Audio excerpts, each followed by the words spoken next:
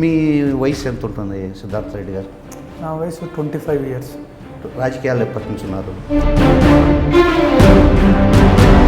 బేసిక్గా మీరు youth young, కొంచెం మీకు ఆవేశం ఎక్కువ, రాజకీయాల్లో కొంచెం మాట కూడా దురుసుగా ఉంటుందనేది మీ జిల్లాలో మీ నియోజకవర్గంలో చెప్తూ ఉంటారు. మేము ఈరోజు అంత దుడుకుగా ఉన్నాం, అంత కష్టపడుతున్నాం, ఎన్ని కష్టాలు కేసులు మా మీద పెట్టినా కూడా తిరుగుతున్నాం కాబట్టి ఈరోజు మీరు కూడా నన్ను ఇంటర్వ్యూకి పిలిచినారు, లేకుంటే పిలిచారు. మీరు కానీ బాగా కనుక్కుని నా గురించి.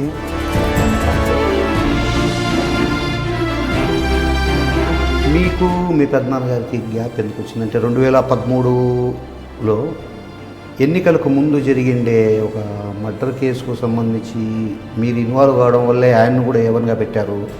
అందువల్ల ఈ రాయలసీమ పరిరక్షణ సమితి ఉద్యమం నీరుగారిపోవడము, అభ్యర్థులను నిలపలేకపోవడము పరోక్షంగా మీరే కారణం అనే ఉద్దేశంతో మీ పెద్దనాన్నకు మీకు ఏమైనా గ్యాప్ వచ్చింది. ఒక మనిషికి జీవితంలో ఒకడే హీరో ఉంటాడు, నా జీవితానికి ఆయననే హీరో. ఎందుకంటే ఒక మనిషిని చిన్నప్పటి నుంచి చూసి పెరుగుతా ఒకరిని అడ్మైర్ చేస్తాం. అట్లా నేను కూడా ఆయనను చూస్తూ పెరిగాను. ఆయన అంటే ఒక హీరో వర్షిప్ మాకు. అటువంటిది ఆయన 2014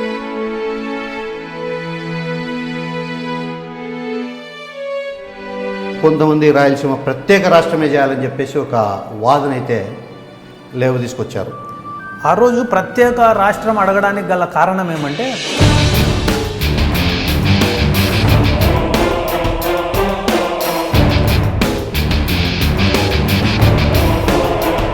రాయలసీమ ఉద్యమం పట్ల మీడియా కూడా అంత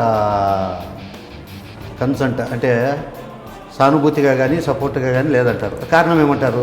మీడియా 2 పార్టీల చేతిలో ఉండిపోయింది. 2 పార్టీల కీలుబొమ్మగా మారిపోయింది మీడియా. వైసీపీకి చిన్న వయసు 25 సంవత్సరాలు అంటే మీరు ఒక ఫ్యాక్షన్ లీడర్గా ముద్రపడ్డం అనేది ఇంట్లో మీ అమ్మగారి వైపు నుంచి కానీ నాన్నగారి వైపు నుంచి కూడా వద్దు అనే ఒక అభ్యంతరాలు వస్తున్నాయి అనేది బయట టాక్. ఎంతవరకు కరెక్ట్ అంటారు? దీనివల్ల నాకు వచ్చే లాభం ఏమీ లేదు. ఇది మోసినంత నాకు బరువు బాధ్యతనే తప్ప సుఖం అనేది ఏం లేదు. కరెక్టే. మా తాత ఒక మాజీ మంత్రి, మా పెద్దనాయన ఒక మాజీ ఎమ్మెల్యే అనేది కూడా తెలియకుండానే బతికినాం మేము కడపలో. ఒకసారి నేను నందికొట్కూరుకు పోయిన తర్వాత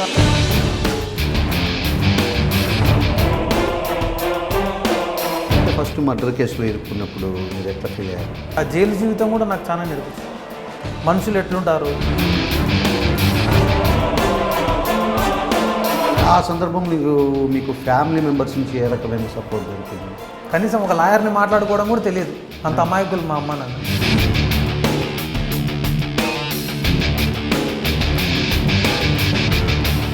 అంటే వైఎస్ఆర్సీపీ లీడరు పోతుల రఘురామరెడ్డి గారి మీద ఏదో దాడి ఇచ్చారు, మీరు చెప్పిన మాట వినలేదని చెప్పి, అది కూడా ఒక కేసు మీ మీద పెట్టినట్టున్నారు. అంటే అక్కడ ఉండే వ్యక్తులకు ఎంత మటుకు నీతి జాతి ఉందో మీరే చెప్పాలి. వాళ్ళ తండ్రిని చంపినోడు ఎంట పెట్టుకొని కేసు పెడతారు.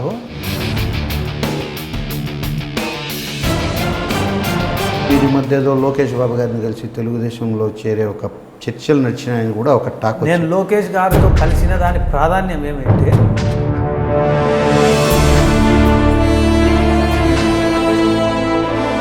ఒకవైపు టీడీపీ, ఒకవైపు వైసీపీ, ఒకవైపు మీ పెద్దనాన్నగారు బైరెడ్డి రాజశేఖర్, ఇన్ని అడ్డంకులు ఎదుర్కొని మీతో వచ్చే పరిస్థితి ఉందా? ఏ నాయకుడు నిలబడినా వాళ్ళ గెలుపోవటం డిసైడ్ చేస్తా. పాణ్యం అండ్ నందికొట్కూరు నేనే గెలిపించుకుంటా అని నేను చెప్పాను. కానీ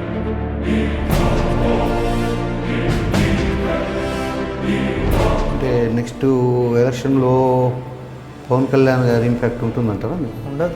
ఏమున్నా టీడీపీ పైన ఉంటుంది, వైసీపీ పైన అయితే ఉండదు.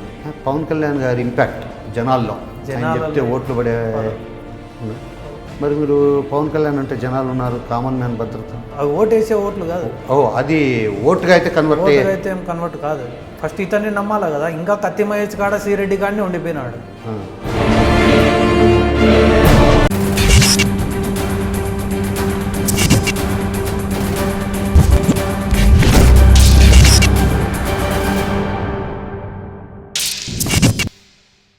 Welcome to face to face with iDream Nagesh.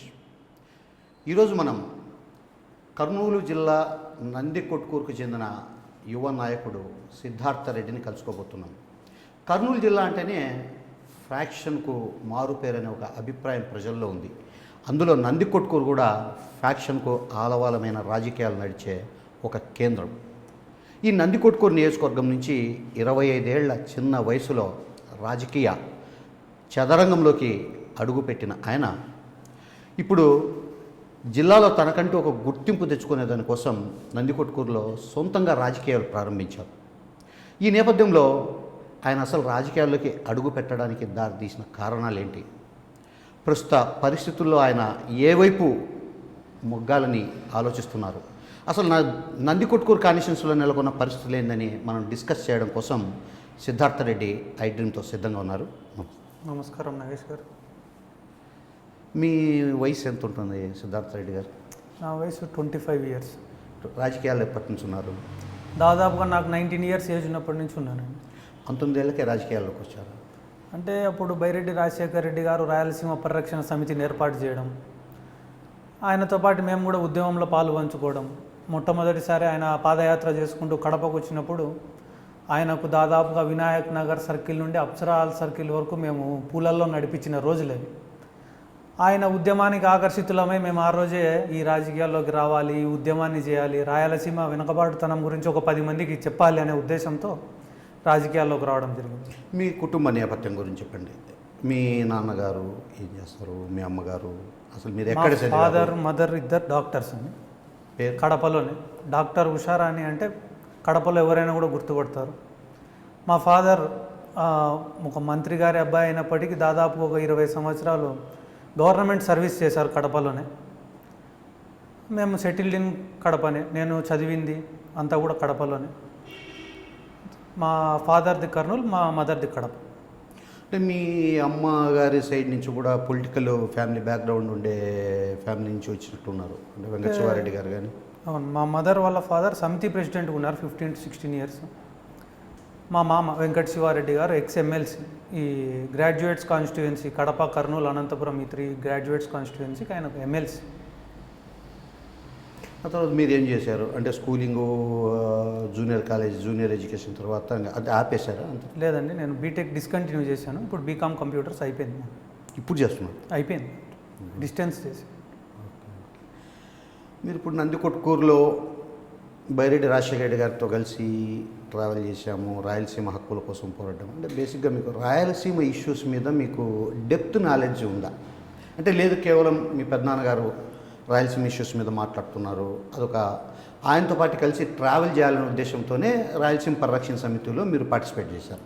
అంటే డెప్త్లో తెలిసేంత పెద్ద విషయం కాదన్న రాయలసీమలో ఉండే కరువు అనేది కళ్ళకు కనిపించే విషయమే. రాయలసీమలోని కరువు, రాయలసీమలోని నిరుద్యోగ సమస్య, రాయలసీమ రైతుల యొక్క పరిస్థితి, ఏం ఇండస్ట్రీలు లేకుండా విద్యార్థులందరూ చదువుకొని కూడా ఎక్కడికో వలసలు పోయే పరిస్థితి, ఇవన్నీ కళ్ళకు కనిపించేటివి కాబట్టి దీని గురించి పెద్దగా డెప్త్గా తెలుసుకోవాల్సిన అవసరం లేకుండా పోయింది. వర్షాలు పడితే వజ్రాలు ఏరుకునే ప్రాంతం మా రాయలసీమ, రాయలేలిన రతనాల సీమ మా రాయలసీమ. ఈ దేశంలో ఎన్నో రాష్ట్రాల కన్నా విస్తీర్ణతలో పెద్దది మా రాయలసీమ, ప్రపంచంలో ఎన్నో దేశాల కన్నా పెద్దది మా రాయలసీమ. గొప్ప గొప్ప పుణ్యక్షేత్రాలైన తిరుమల తిరుపతి దేవస్థానము, శ్రీశైలము, కడప అమీన్పీన్ దర్గా, ఎన్నో పుణ్యక్షేత్రాలు ఉన్నప్పటికీ కూడా ఎటువంటి అభివృద్ధి చెందకుండా ఉంది. ఇటువంటివన్నీ విని విని విని మేము కూడా ఈ రాయలసీమ ఉద్యమంలో పాల్పంచుకోవాలా. రాయలసీమ ఒక ఇరిగేషన్ ఏమేం నదులు మా రాయలసీమలో ప్రవహిస్తున్నాయి, ఏమేం ప్రాజెక్టులు ఉన్నాయి, నీళ్లు ఎట్లా వస్తున్నాయి, మాకు నీళ్లు అందకుండా ఎవరు అడ్డుకుంటున్నారు, ఇటువంటి సమస్యలన్నీ ఆయనతో తిరగడం తర్వాతనే మేము కూడా కొంత అవగాహన తెచ్చుకున్నాం. కానీ డెప్త్గా పోయి తెలుసుకునేంత పరిస్థితి లేదు రాయలసీమలో. వారం రోజులు రాయలసీమలో తిరిగినా కూడా రాయలసీమలో ఎంత వెనుకబాటుతనం ఉంది, ఎన్ని కష్టాలు ఉన్నాయి, ఎంత కరువు ఉందని కళ్ళకు కనిపిస్తుంది. ఓకే, అది మీరు చెప్పింది అక్కడ జనం ఇబ్బందులు, వర్షం పడకపోవడం, కరువు, నిరుద్యోగ ఇవన్నీ ఓకే. మీరు చెప్పినట్లు వారం 10 రోజులు తిరిగితే ఆటోమేటిక్గా కళ్ళకు కనపడతాయి. ఇరిగేషన్ ప్రాజెక్టులు, వాటి గురించి అసలు ఎక్కడి నుంచి నీళ్ళు వస్తాయి, ఏ ప్రాజెక్టు కింద ఎన్ని ఎకరాలు పంట పండుతుంది, ఆ ఇరిగేషన్ ప్రాజెక్టులో ఉండే జల వివాదాలు, ఇవన్నీ కూడా అంటే మీరేమైనా స్టడీ చేశారా? అంటే రాయలసీమ ఉద్యమ నేతగా మీరు ఎస్టాబ్లిష్ కావాలనుకున్నారు కదా, ఇవి ఏమైనా అవగాహన? రాయలసీమ ఉద్యమ నేతగా నేను స్టడీ చేసేదంటే దాదాపు ఈ ప్రాజెక్ట్స్ అన్నిటి గురించి ఈ మధ్యనే స్టడీ చేస్తున్నాం. ఒకసారి అన్ని ప్రాజెక్టులు తిరిగి సందర్శించాలా అనే కోరిక, అభిప్రాయం కూడా నాకు. అంటే యాక్టివిటీ ఏమైనా పెట్టబోతున్నారా ప్రాజెక్టులు సందర్శించడం? టైం చూసుకొని చేయాలండి. బేసిక్గా మీరు యూత్ యంగ్, కొంచెం మీకు ఆవేశం ఎక్కువ, రాజకీయాల్లో కొంచెం మాట కూడా దురుసుగా ఉంటుందనేది మీ జిల్లాలో మీ నియోజకవర్గంలో చెప్తూ ఉంటారు. అంటే రాజకీయాలు అది పనికిరాదు కదా, అందరితో అన్న తమ్ముడు అని మంచిగా పోతేనే మనకు గ్రూప్ నిలబడే అవకాశం ఉంటుంది. మీరు కానీ బాగా కనుక్కునింటే నా గురించి, నీతి నిజాయితీ ఉన్నవాడు పేదవాడైనా నేను అన్న అనే పిలుస్తా. నీతి నిజాయితీ లేని రౌడీ సీటర్లనో, గూండాలనో, ఫ్యాక్షనిస్టులనో, పేదవాడిని పీడించేవాడినో మర్యాద ఇయ్యను కానీ అటువంటి వాళ్ళకి. అంతే తప్ప మాట దురుసు అంటే తప్పుడు వాళ్ళకి మాట దురుసు, మంచి వాళ్ళకి కాదు. మేము ఈరోజు అంత దుడుకుగా ఉన్నాం, అంత కష్టపడుతున్నాం, ఎన్ని కష్టాలు కేసులు మా మీద పెట్టినా కూడా తిరుగుతున్నాం కాబట్టి ఈరోజు మీరు కూడా నన్ను ఇంటర్వ్యూకి పిలిచినారు, లేకుంటే పిలిచారు. ఇప్పుడు ఓకే, మీకు మీ పెద్దనాన్నగారికి గ్యాప్ ఎందుకు వచ్చిందంటే 2013లో ఎన్నికలకు ముందు జరిగిండే ఒక మర్డర్ కేసుకు సంబంధించి మీరు ఇన్వాల్వ్ కావడం వల్లే ఆయన్ను కూడా ఏవన్గా పెట్టారు.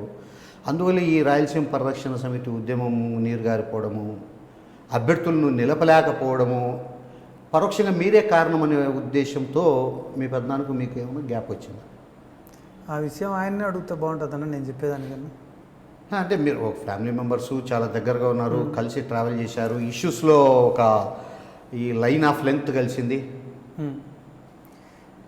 ఇప్పుడు నేను రాజకీయాల్లో వచ్చిందే ఆయన కోసం. ఈ రాజకీయము, ఎంఆర్ఓ ఆఫీసులు, విఆర్ఓ ఆఫీసులు, ఆర్డీఓ ఆఫీసులు, స్టేషన్లు, లాయర్లు, ఇవన్నీ నాకేం తెలియవు. కేవలం ఆయన కోసం ఒక హీరో ఫీలింగ్. ఆయన అంటే ఒక మనిషికి జీవితంలో ఒకడే హీరో ఉంటాడు, నా జీవితానికి ఆయననే హీరో. ఎందుకంటే ఒక మనిషిని చిన్నప్పటి నుంచి చూసి పెరుగుతా పెరుగుతా పెరుగుతా ఒకరిని అడ్మైర్ చేస్తాం. అట్లా నేను కూడా ఆయనను చూస్తూ పెరిగాను. ఆయన అంటే ఒక హీరో వర్షిప్ మాకు. అటువంటిది ఆయన 2014 మీరు చెప్పిన కేసు విషయం అనుకోండి, ఇంకొకటి అనుకోండి, రాజకీయాల్లో పొరపాట్లు జరిగినాయి, తప్పైంది, పెద్దనాయన క్షమించు అని అడగడం జరిగింది. కానీ వాటికి నేను క్షమించలేను, ఇంతే. ఆయన ప్రేమగారే నువ్వు రావద్దు రాజకీయాల్లో కంటే ఎప్పుడూ చాలించుకొని పోయేవాడిని. కానీ ఆ పరిస్థితులు అట్లా లేకుండా ఆయననే స్వతహాగా కేసులు పెట్టియడము, మనుషుల్ని కొట్టించడము, ఏదో భయభ్రాంతులకు గురి చేసి నన్ను ఆ నియోజకవర్గంలో తిరగనీయకుండా చేయాలని అనుకోవడం వల్ల ఈ డిఫరెన్స్ అనేది పెరుగుకుంటూ పోయింది. ఒక మనిషి అనేవాడు ప్రేమగా పిలిచి నువ్వు అట్లా చేయొద్దు, ఇట్లా ఉండు అంటే మారతాడేమో, కానీ కేసులు పెట్టించి 2-3 కొట్టించి వాళ్ళని వీళ్ళని బెదిరించి సిద్ధార్థ రెడ్డి అంటే తిరిగితే బాగుండదని చెప్తే ఇది ఇంకా రెచ్చగొట్టి రాజకీయాల్లోకి దించినట్టుంది తప్ప రాజకీయాల నుంచి వెళ్ళిపోయే పరిస్థితుల్లో అయితే లేదు. అంటే మీరు కూడా ఫ్యామిలీ మెంబర్ నుంచి వచ్చినారు, రాయలసీమ వాసి, నందుకొట్కూరు వాసి, కాబట్టి మీరు కూడా బేసిక్గా బ్లడ్లోనే ఉంటుంది. బెదిరిస్తే బెదరకపోవడం అనేది ఖచ్చితంగా ఉంటుంది బ్లడ్లో. కానీ రెండో విషయం ఏమరా అంటే ఆయనను అంతగా అభిమానించినాం మేము. అంతగా అభిమానించిన వ్యక్తే మా పైన అట్లా చేసేటప్పటికి జీర్ణించుకోలేకపోతాం. ఆ బాధనే ఎక్కువ ఉంది. ఇప్పుడు నియోజకవర్గంలో మీరు చెప్పారు, మీ వెనకమిడి తిరుగుతూ ఉండే కార్యకర్తలు కానీ నాయకులు కానీ బైరెడ్డి రాజశేఖర గారు పిలిచి సిద్ధార్థ రెడ్డి గారితో తిరిగితే ఇబ్బందులు పడతారని బెదిరిస్తున్నారు. అది వాస్తవం. దీనివల్ల మీ వెంట రావాలంటే చాలామంది భయపడుతున్నారు, అటా ఇటా అని తేల్చుకోలేక చాలామంది ఇబ్బంది పడుతున్నారు. ఈ సమస్య ఎట్లా సాల్వ్ అయ్యే అవకాశం ఉంది? అంటే అటువైపు వాళ్ళు అటు, ఇటువైపు వాళ్ళు ఇటేనా? అటువైపు వెళ్ళే వాళ్ళని ఎప్పుడు కూడా మీరు అక్కడికి పోవద్దండి అనే విషయం నేను చెప్పలే. నా దగ్గరకు వచ్చే వాళ్ళనే మీరు అటు పోవద్దండి అని ఆయన చెప్తున్నాడు. సమస్య ఏమన్నా ఉంటే ఆయనకుంది, కానీ నాకేం లేదు ఇక్కడ. అంటే అటువైపు ఉండే వాళ్ళు ఒకవేళ మీ దగ్గర వాళ్ళు అటువైపు పోయినా, అటువైపు వాళ్ళు ఇటు వచ్చినా కూడా మీకైతే అబ్జెక్షన్ లేదు? నాకు అబ్జెక్షన్ అంటూ ఏమీ లేదు. ఎందుకంటే నేను చెప్పినా కదా, రాజకీయానికి వచ్చిందే ఆయన కోసం వచ్చినా. నేను కష్టపడినా, అందరూ క్యాడర్ ఇడిచిపెట్టి వెళ్ళిపోయే టైంలో వెళ్ళిపోతున్న క్యాడర్ని ఆపుకున్నా. నిలబడండి, ఎలక్షన్లు వస్తున్నాయి, వచ్చిన రోజు మన సత్తా మనం చూపిస్తాము. ఏదన్నా ఒక లోకల్ బాడీ ఎలక్షనో, జెడ్పీటీసీనో, ఎంపీటీసీనో, సర్పంచ్లో, మున్సిపాలిటీలో, కార్పొరేషన్లో ఏదో ఒక ఎలక్షన్ వచ్చినా కూడా మన సత్తా ఏమో బయటపడుతుంది, వెయిట్ చేయండి అని ఎన్ని కష్టాలు ఎదురైనా కూడా అందరినీ నిలబెట్టుకొని, ఏదన్నా కేసులు అవమానాలు జరిగినా నా వరకే ఉండాలి కానీ ఆయన వరకు పోకూడదు అనే ఉద్దేశంతో నేను ఫీల్డ్లో ఉన్నా. అన్నీ వదిలిపెట్టుకొని ఏదో ఈ మధ్య వచ్చినాడు మళ్ళీ నందికొట్కూరులో వచ్చి అనవసరంగా అవతల వాళ్ళపైన స్టేట్మెంట్లు ఇయ్యడము, ఆయన పైన వీళ్ళు ఇవ్వడము. ఆయన లెవెల్ కాదు. సీఎంతో, చంద్రబాబు నాయుడుతో, జగన్మోహన్ రెడ్డితో తగిలే వ్యక్తి వచ్చి మళ్ళీ నియోజకవర్గ స్థాయి నాయకులపైన కామెంట్ చేయడం అనేది నాకు నచ్చలే. అందుకనే నేనే తగలాలనుకునే తప్ప ఆయన ఇన్వాల్వ్ చేయాలని అనుకోలే ఏ రోజు. ఇప్పుడు market yard committee vice chairperson ఈశ్వరుడు, అంటే ఇతని హత్య కేసులో పరోక్షంగా కానీ ప్రత్యక్షంగా కానీ మీ ప్రమేయం లేదంటారా? మీరు సాయీశ్వరుడు అనేటువంటి హిస్టరీ ఒకసారి చూసుకోండి. అతను ప్రత్యక్షంగా కానీ పరోక్షంగా కానీ ఒక 8 నుంచి 15 మర్డర్ కేసులలో నిందితుడు. ఎంతోమంది ఆడపిల్లల జీవితాలని బలవంతంగా అనుభవించిన ఒక వ్యక్తి, క్యారెక్టరే లేనటువంటి వ్యక్తి. సెటిల్మెంట్లు అనుకోండి, దందాలు అనుకోండి, కర్నూలు టౌన్లో కూడా బాగానే ఆస్తులు కూడా పోగేసినారు. బైరెడ్డి రాజశేఖర రెడ్డి గారెంట ఉన్నాడు. ఇక్కడ ఈయన వర్గంలో ఎవరో 2-3 కొట్టేటప్పటికి మళ్ళీ పోయి గౌరవ వెంకటరెడ్డి వర్గంలో చేరినాడు. అక్కడ పనులు జరిపించుకొని మళ్ళీ లబ్బి వెంకటస్వామి వర్గంలో చేరినాడు. నందికొట్కూరు నియోజకవర్గంలోని చాలా మందిని భయభ్రాంతులకు గురి చేసినటువంటి వ్యక్తి ఈ సాయీశ్వరుడు. అటువంటి సాయీశ్వరుడికి కొన్ని వందల మంది శత్రువులు ఉన్నారు. ఎలక్షన్ టైం మమ్మల్ని ఇబ్బంది పెట్టాలా అనే ఉద్దేశంతో మా పేర్లు ఇరికిచ్చినారు తప్ప అంటే డైరెక్ట్గా కానీ ఇండైరెక్ట్గా కానీ మీ ప్రమేయం అయితే లేదండి. లేదు. అటువంటప్పుడు ఇప్పుడు వాళ్ళకి శత్రువులు చాలామంది ఉన్నారు, 15 మందిని హత్య చేశారని చెప్తున్నారు. పర్టికులర్గా మిమ్మల్ని మీ పెద్దనాన్నగారిని ఎందుకు ఇన్వాల్వ్ చేయాల్సి వచ్చింది? అంటే ఆ రోజు సందర్భాలు ఎలక్షన్ మూమెంటు, ఏ పార్టీ సపోర్టు లేకపోవడము, 2 పార్టీలు కొలైడ్ అయి మమ్మల్ని ఇరికించింది, టీడీపీ అండ్ వైసీపీ. మీరు వైఎస్ఆర్సీపీ టీడీపీతో కూడా అప్పుడు బైరెడ్డి రాజశేఖర రెడ్డి గారు అటో ఇటో ఇద్దరితో మంచి లైజన్ మెయింటైన్ చేశారు. మధ్యలో ఆయన టీడీపీలో చేరతారని వైసీపీలో చేరతారని కొన్ని టాక్స్ ఏదో నడిచినట్టు. ఎట్లా నడుస్తాయన్న టాక్స్? కరెక్ట్ మా పైన కేసు పడిన రోజే ఆయన పార్టీ సింబల్ ఆవిష్కరించినారు, సిలిండర్ది. అంటే సిలిండర్ గుర్తు ఆవిష్కరించిన 10 రోజులకే క్లోజ్ చేస్తారా పార్టీని ఎవరైనా? ఏదో ఒక పార్టీతో జాయిన్ కావడానికి సిలిండర్ గుర్తు ఆవిష్కరించిన 10 రోజులకే ఎవరైనా పార్టీని క్లోజ్ చేస్తారా? చేయరు కదా. లేదా పొత్తన్నా పెట్టుకోవాలా? వైఎస్ఆర్సీపీ టీడీపీ ఆ రోజు వచ్చి రాయలసీమ పార్టీతో పొత్తు పెట్టుకునే సందర్భం లేదు, పరిస్థితి లేదు. అంటే ఆ తర్వాత ఏమన్నా ఎలక్షన్ తర్వాత మళ్ళీ ఆయన బయటికి రావడం, బయటికి వచ్చిన తర్వాత వెంటనే ప్రకటించినాడు, జనవరి 1వ తేదీ తెలుగుదేశం నా సొంత పార్టీ, మరొకసారి నిస్వార్థంగా పార్టీ కోసం పనిచేయాలనుకుంటున్నాను అని చెప్పి స్టేట్మెంట్ ఇచ్చినాడు. కానీ చంద్రబాబు నాయుడుకి అప్పుడు అవసరం లేదు. అంటే పార్టీ నేను ఇక రాయలసీమ పరిరక్షణ పార్టీని కృష్ణానది జలాల్లో కలిపేస్తున్నా అని కూడా ఒక స్టేట్మెంట్ ఇచ్చారు. అంటే అంత వెక్స్ అయిపోవడానికి కారణం ఏమిటి? అంటే ఆ పార్టీని కానీ మీ కుటుంబాన్ని కానీ కర్నూలు జిల్లా వాసులు కానీ నందికొట్కూరు వాసులు కానీ ఆదరించకపోవడం వల్లే ఈ పరిస్థితి వచ్చింది. లేదు కేసులకు ఏమైనా భయపడి ఈ తరహా ఏమన్నా నిర్ణయం తీసుకున్నారా? ట్రాక్టర్ యాత్ర, పాదయాత్ర, బస్సు యాత్ర, కొన్ని వందల మీటింగ్లు, మేల్కొల్పు దీక్ష అని, ఇందిరా పార్క్ కాడ 52 గంటల దీక్ష అని, రాయల తెలంగాణకు వ్యతిరేకంగా ఈ శ్రీశైలం నీళ్ళ గురించి కానీ ఇట్లా కొన్ని వందల మీటింగులు, వందల దీక్షలు, ధర్నాలు, ర్యాలీలు రాయలసీమ కోసం చేసిన తర్వాత నంద్యాల ఎలక్షన్లో 154 ఓట్లు పార్టీకి వస్తే రాయలసీమ ఉద్యమం ఉన్నట్టా లేనట్టా? మీరు చెప్పండి, ఉందంటారా లేదంటారా? రాయలసీమ ఉద్యమం ఉంది, ఓట్లు వేసే పరిస్థితి లేదు. రాయలసీమ ఉద్యమం లేదనడం చాలా తప్పు. రాయలసీమ ఉద్యమం చాలా ఉంది, కానీ ఓటు వేసే పరిస్థితి లేదు. కారణం ఏమంటారు? చెప్పినా కదా, ఒక మనిషికి వస్తే కోపం, ఒక గుంపుకు వస్తే ఉద్యమం. ఇంకా మనుషుల దగ్గరే ఉంది అది, ఇంకా గుంపుగా ఏర్పడలే. అంటే ఈ మధ్య ఏదో అటు కడపలో కానీ అనంతపురంలో కానీ చిత్తూరు జిల్లాలో కానీ మీ జిల్లాలో కూడా కొంతమంది రాయలసీమ ప్రత్యేక రాష్ట్రమే చేయాలని చెప్పేసి ఒక వాదన అయితే లేవు తీసుకొచ్చారు. ఆ రోజు ప్రత్యేక రాష్ట్రం అడగడానికి గల కారణం ఏమంటే, ప్రత్యేక రాష్ట్రం అనేది అడిగితే కనీసం రాజధాని ఇస్తారు, ప్రత్యేక రాష్ట్రం అడిగితే కనీసం హైకోర్టు ఇస్తారు, ప్రత్యేక రాష్ట్రం అడిగితే కనీసం వెనుకబడిన జిల్లాల కింద ప్యాకేజీలు ఎక్కువ ఇస్తారు, ప్రత్యేక రాష్ట్రం అడిగితే కనీసం అంటే ఎడ్యుకేషనల్ ఇన్స్టిట్యూషన్స్ పెడతారు రాయలసీమలో అనే ఉద్దేశంతో ప్రత్యేక రాష్ట్రం. పెద్ద డిమాండ్ అడిగితే చిన్నవన్నీ ఇస్తారు రాయలసీమకు అని మా అభిప్రాయం ఆ రోజు. ఈరోజు హైకోర్టు కోసం కొట్లాడాల్సిన పరిస్థితి, నీళ్ళ కోసం కొట్లాడాల్సిన పరిస్థితి, విద్యా వ్యవస్థ కోసం కొట్లాడాల్సిన పరిస్థితి. ఈ పరిస్థితులన్నీ రావు కదా అందరు కలిసికట్టుగా పోరాడింటే రాయలసీమ కోసం. అంటే ఇంకా దానికి సంబంధించిన ఉద్యమం అయితే ప్రజల్లో ఆ భావన ఉంది, కానీ అది ఉద్యమ రూపం తీసుకోవడం లేదని అంటారు. నాకు తెలిసినంత వరకు బైరెడ్డి రాజశేఖర రెడ్డి గారు ఉద్యమం వరకు చాలా సక్సెస్ అయినారు, చాలా పెద్ద ఎత్తున సక్సెస్ అయినారు. కానీ రాజకీయంగా ఫెయిల్ అయిపోయాయి. ఉద్యమానికి ఖచ్చితంగా ఊపు ఉంది, ఆ రోజు సమైక్యాంధ్ర ఉద్యమం తీవ్ర స్థాయిలో జరుగుతుంది. కులపరంగా వృత్తిపరంగా అందరూ జేఏసీలు ఫామ్ చేసినారు. రెడ్లు చేసి, కమ్మోళ్ళు కమ్మ చేసి, కాపులు చేసి, ఇట్లా వృత్తిపరంగా వస్తే లాయర్ల చేసి, డాక్టర్ల చేసి, ఇంజనీర్ల చేసి, గ్రాడ్యుయేట్ చేసి, చివరికి బిచ్చగాళ్ళ చేసి కూడా ఫామ్ చేసినారు. ఆ రోజు సమైక్యాంధ్ర ఉద్యమం చచ్చిపోయింది, కానీ ఈ జేఏసీలు అనేటివి మనుషులు అనేటివి చనిపోరు.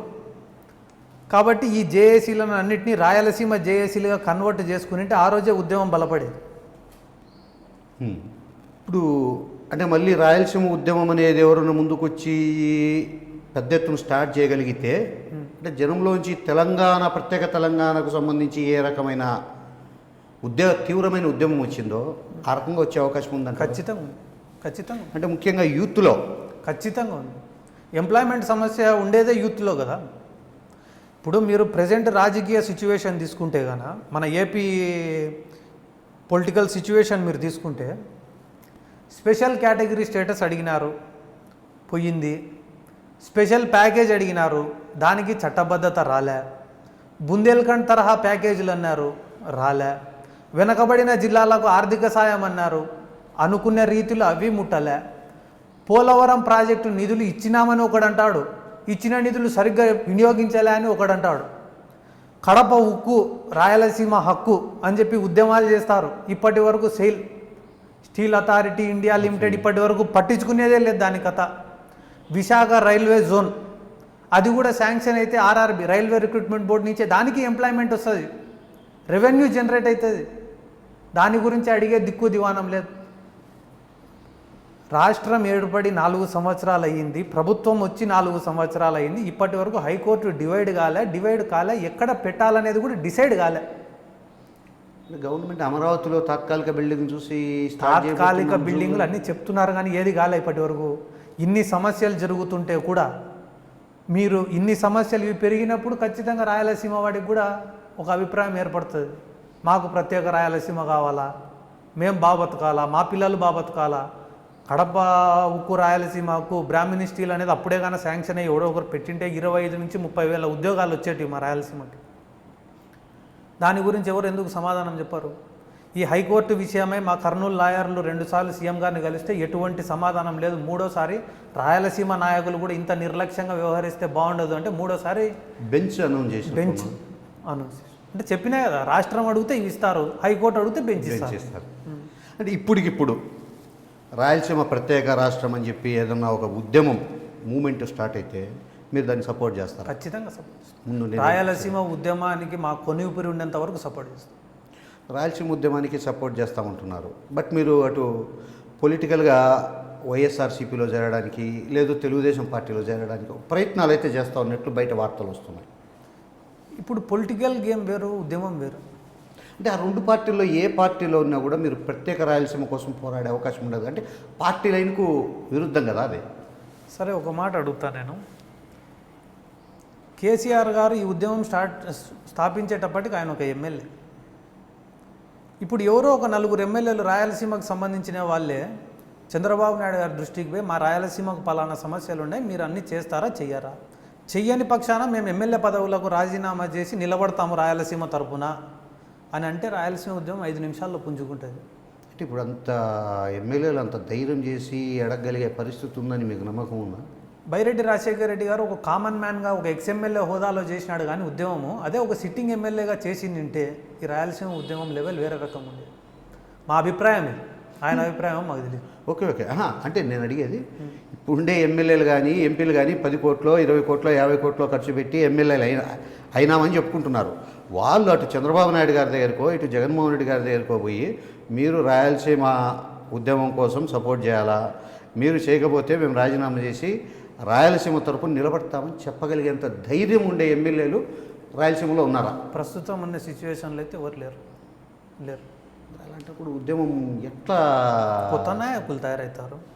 మీలాంటి వారు ముందుకు వచ్చే అవకాశం ఉందా? అట్లాంటప్పుడు ఆ ఎమ్మెల్యే స్థాయి వరకు ఒక నాయకుని స్థాయి వరకు మేము ఎదిగిన తర్వాతనే మాట్లాడగలుగుతాం. మన దేశంలో గెలిచినోడి మాటకు విలువ ఉంటుంది, అది నిజమైన అబద్ధమైన. కింద స్థాయిలో ఉండేవాడు నిజం చెప్పినా నమ్మరు. అంటే రాబోయేదంతా యంగ్ జనరేషన్ అటు జగన్మోహన్ రెడ్డి గారు కానీ ఇటు లోకేష్ బాబు గారు కానీ అంటే రెండు పార్టీలు రాయలసీమవే. అవును. ఈ యంగ్ జనరేషన్లో మీరు కూడా యూత్ లీడర్గా ఉన్నారు. కర్నూలు జిల్లాలో చార్మింగ్ పెద్ద ఫాలోయింగ్ ఉంది యూత్లో మీకు.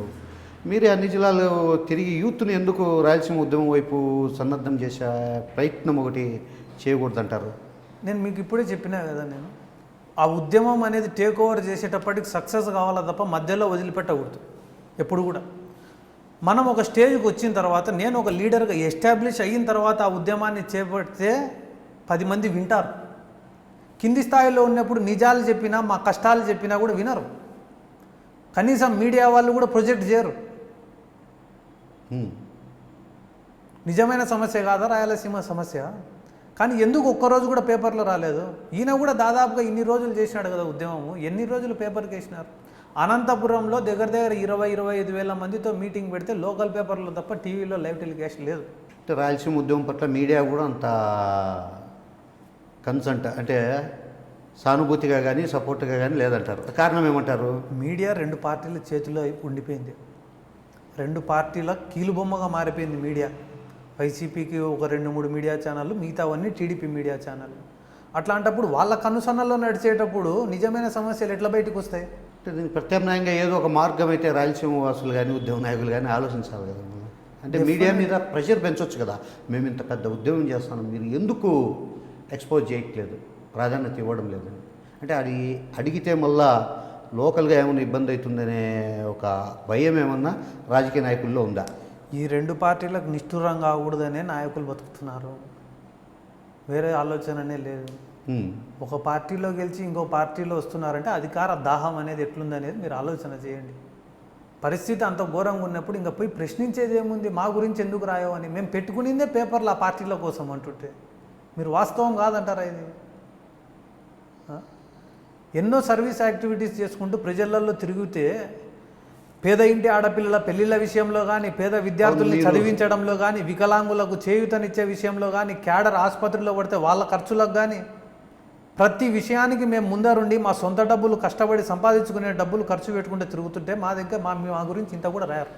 కరెక్టే. ఎవరితో తల వల్ల కొట్టినారనో, ఎవరినో ఒక మర్డర్ జరిగిందనో అంటే సిద్ధార్థరెడ్డి అనుచరుల దాడి, పరిస్థితి విషమం అంటే మంచి అనేది కనపడడం లేదా? చెడుకు అంత ప్రాబల్యం ఉందా? చెడుకి అంత ఇంపార్టెన్స్ ఇస్తున్నారా? అంటే జనం కూడా ఎట్లా తయారైనారంటే ఒక మంచి విషయం చెప్తే దాన్ని పెద్ద ఈజీగా టేక్ ఇట్ ఈజీగా తీసుకునే పరిస్థితి ఉండే రోజుల్లో మీడియా కానీ జనం మూడు కానీ నెగిటివ్కి వచ్చినంత పబ్లిసిటీ మీరు చెప్పినట్లు పాజిటివ్కి రాదు. మీరు చెప్పినట్లు రైతులకు, పేద రైతులకు నియోజకవర్గంలో బోర్లు వేస్తున్నారు, పెళ్ళిళ్ళకు సాయం చేస్తున్నారు, రకరకాల సోషల్ యాక్టివిటీస్ చేస్తున్నారు.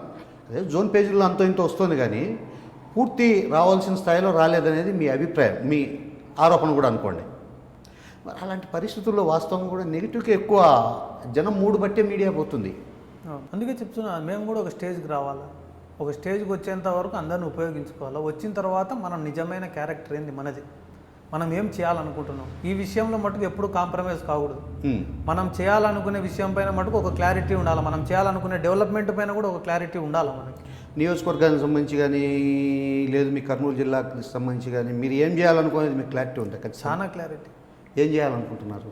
అన్ని రకాల డెవలప్మెంట్ చేయాలనుకుంటున్నాను. ఒక రోడ్ల విషయం కాదు, ఓవర్ హెడ్ ట్యాంకుల విషయం కాదు, రైతుల విషయం కాదు, 1-2 అని చెప్పాను నేను. నా చేతనైనంత సాయం ప్రభుత్వం ద్వారా వాళ్ళకు అందవలసిన ఫలాలు, పథకాలు అన్నీ కూడా వాళ్ళకు అందజేసినప్పుడే నేను ఒక నిజమైన నాయకుడని నేను నిరూపించుకుంటాను. చిన్న వయసు 25 సంవత్సరాలు అంటే మీరు ఒక ఫ్యాక్షన్ లీడర్గా ముద్రపడ్డం అనేది ఇంట్లో మీ అమ్మగారి వైపు నుంచి కానీ నాన్నగారి వైపు నుంచి కూడా వద్దు అనే ఒక అభ్యంతరాలు వస్తున్నాయనేది బయట టాక్. ఎంతవరకు కరెక్ట్ అంటారు? నేను ఇంట్లో నుంచి బయట అడుగుపెట్టే ప్రతిరోజు కూడా ఈ రోజన్నా సాధించుకోను రాజకీయం. ఇప్పటికైనా ప్రశాంతంగా బతుకు, వద్దు మనకి ఇటువంటి రాజకీయం వద్దు అని వాళ్ళు నాకు చెప్పని రోజు అంటూ లేదు. ఒక మనిషి బయట ఎన్ని కష్టాలన్నా ఎదుర్కోవచ్చు, కానీ ఇంటికి వచ్చేటప్పుడు కన్న తల్లి తండ్రి బాధ చూడకూడదు. ఒకవేళ అది కూడా చూడాల్సిన పరిస్థితి వచ్చిందంటే ఈ రాజకీయాలు ఇవన్నీ వేస్ట్ చేయాల్సిన అవసరం లేదు. వాళ్ళు ఏం చెప్తారు నాకు, ఇట్లా HVDS వర్కులు, కాంట్రాక్టులు, సబ్స్టేషన్ వర్కులు, వ్యవసాయము, ఎలక్ట్రికల్ పోల్స్ ఫ్యాక్టరీ, బెంగళూరులో కడపలో డెవలప్మెంట్కి తీసుకొని కన్స్ట్రక్షన్, ఇన్ని ఉన్నాయి కదా బిజినెస్లో. సుఖమైన జీవితాన్ని వదిలిపెట్టుకొని ఎందుకు దీనివైపు పోతున్నావు అని అడిగినారు. మా తాత ఒక మాజీ మంత్రి, మా పెద్దనాయన ఒక మాజీ ఎమ్మెల్యే అనేది కూడా తెలియకుండానే బతికినాం మేము కడపలో. ఒకసారి నేను నందికొట్కూరుకు పోయిన తర్వాత నాకు అసలు పరిచయమే లేనటువంటి వ్యక్తులు, ఏ రోజు నేను కనీసం వాళ్ళని ప్రేమగా పలకరించింది లేదు, నేను వాళ్ళ ముఖాలు చూసింది లేదు. నేను సబ్ జైళ్ళల్లో ఉంటే తిండి తిప్పలు లేకుండా వచ్చి నా కోసం బయట నిలబడుకొని ఉన్నారు. నేను స్టేషన్లలో ఉంటే పోలీసులు లాఠీ చార్జ్ చేస్తుంటే కూడా మళ్ళీ దొంగ దాపున వచ్చి నన్ను చూసిపోవడానికి వస్తున్నారు. నేను ఏం చేసి వాళ్ళ రుణం తీర్చుకోవాలా అని ఒకటే ఉద్దేశంతో రాజకీయం చేస్తున్నా తప్ప దీనివల్ల నాకు వచ్చే లాభం ఏమీ లేదు. ఇది మోసినంత నాకు బరువు బాధ్యతనే తప్ప సుఖం అనేది ఏం లేదు. కరెక్టే. మీ మదర్ డాక్టరు, మీ ఫాదర్ డాక్టరు, కడపలో ఇద్దరికి మంచి పేరు. మా అన్న డాక్టరు, మా వదిన డాక్టరు.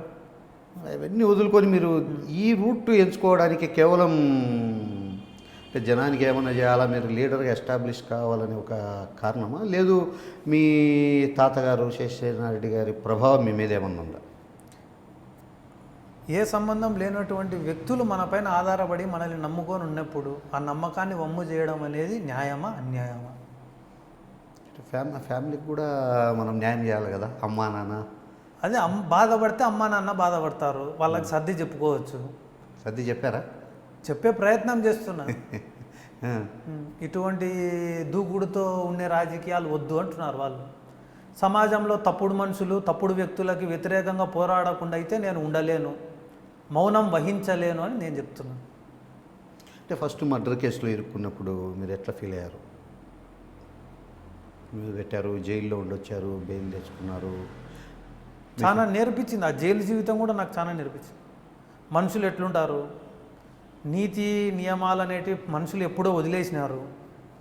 డబ్బు ఎంత ఇంపార్టెంట్ రోల్ ప్లే చేస్తుంది జీవితంలో. చట్టం అంటే ఏంది, జైలు అంటే ఏంది, బెయిల్ అంటే ఏంది. కనీసం ఎఫ్ఐఆర్ ఫైల్ చేస్తారు, ఎఫ్ఐఆర్ తర్వాత కేసు డైరీలు, సిడి ఫైళ్ళు, ఛార్జ్ షీట్ వేస్తారు, లాయర్ని పెట్టుకోవాలా, బెయిల్ తెచ్చుకోవాలా అనే మినిమం కూడా అవగాహన కూడా లేని వయసులోనే కేసు పడింది నాకు. చట్టం అంటే ఏందో తెలియని వయసులోనే కేసు పడింది. కానీ ఈ 3.5 సంవత్సరాల్లో మొత్తం బెయిల్, యాంటిసిపేటరీ బెయిల్లు, స్టేషన్ బెయిల్లు, క్వాష్ పిటిషన్లు, హౌస్ మోషన్ అంటే ఏమి, లంచ్ మోషన్ అంటే ఏమి, దాదాపుగా చట్టాన్ని అంతా నేర్పించారు నాకు మొత్తం మొత్తం. ఇంకా అప్పుడు ఏం తెలియనప్పుడే భయపడలే, ఇంకా అన్నీ తెలిసినాక ఏం భయపడతా. ఈ మర్డర్ కేసులో ఎన్ని రోజులు మీరు జైల్లో ఉన్నారు? దగ్గర 70 రోజులు ఉన్నట్టు. జైలు జీవితం కూడా మీకు ఒక కొత్త రూట్ చూపించింది, అంటే ధైర్యం నింపింది అంటారు. ధైర్యం నింపిందంటే మనుషులు ఎంత క్రూరంగా ఉంటారు అనేది కూడా చూపించింది. అంటే ఆ సందర్భం మీకు ఫ్యామిలీ మెంబర్స్ నుంచి ఏ రకమైన సపోర్ట్ దొరికింది? వాళ్ళు అవన్నీ ఆలోచించలేదు. నన్ను బయట వేసుకోవాలా, బెయిల్ తెచ్చుకోవాలనే దాంట్లో ఉన్నారు తప్ప నాకేమీ వాళ్ళు చెప్పినది ఏం లేదు ఆ టైం. అదే మీకు బెయిల్ తేవడం కానీ మీతో రెగ్యులర్ టచ్లో ఉండడం? అప్పటి వరకు వాళ్ళకి అసలు అలవాటు లేని పని బెయిల్ అనేది. వాళ్ళకి అసలు అప్పటి వరకు ఆ ఫీల్డే కొత్త. కనీసం ఒక లాయర్ని మాట్లాడుకోవడం కూడా తెలియదు, అంత అమాయకులు మా అమ్మ నాన్న. సో మీ వల్ల వాళ్ళకు కూడా లాయర్లు అంటే ఏంది, బెయిల్ అంటే ఏంది అని తెలుసుకున్నా. మీ తాతగారి ఫ్యామిలీ నుంచి మీకు ఎటువంటి సపోర్ట్ ఉంది? అంటే వెంకట శివారెడ్డి గారు కానీ, అంటే రాజకీయాల్లో మీరు కంటిన్యూ కావడం వాళ్ళు ఎంకరేజ్ చేస్తున్నారా, లేదు వారి వైపు నుంచి కూడా వద్దు అనే ఒక అభ్యంతరం ఏమన్నా ఉందా? మా మామ వద్దని చెప్పాడు, కానీ ఫ్యాక్షన్ రాజకీయాలకు దూరం, గ్రూప్ రాజకీయానికి దూరం. ఆయన చాలా సాఫ్ట్ నేచరు, 10 మందిని కలుపుకొని పోవడము, ఫ్రెండ్షిప్ పైన పాలిటిక్స్ చేసినాడు. ఆయన సర్కిలే ఆయన ఎమ్మెల్సీ చేసింది. నేను కూడా అటువంటి రాజకీయం చేయాలా, ప్రశాంతంగా ఉండాలా, బాగుండాలా అని కోరుకునే వ్యక్తులలో ఆయన ఒకడు. ఈ మధ్య వైఎస్ఆర్సీపీ లీడరు పోతుల రఘురామరెడ్డి గారి మీద ఏదో దాడి ఇచ్చారు, మీరు చెప్పిన మాట వినలేదని చెప్పి, అది కూడా ఒక కేసు మీ మీద పెట్టినట్టున్నారు. రిమాండ్లో కూడా ఉన్నారు. ఆ కేసులో మీకు ఎంతవరకు ప్రమేయం ఉంది? అంటే ఎందుకు దాడి చేయించాల్సి వచ్చింది? మీరే చేయించారా?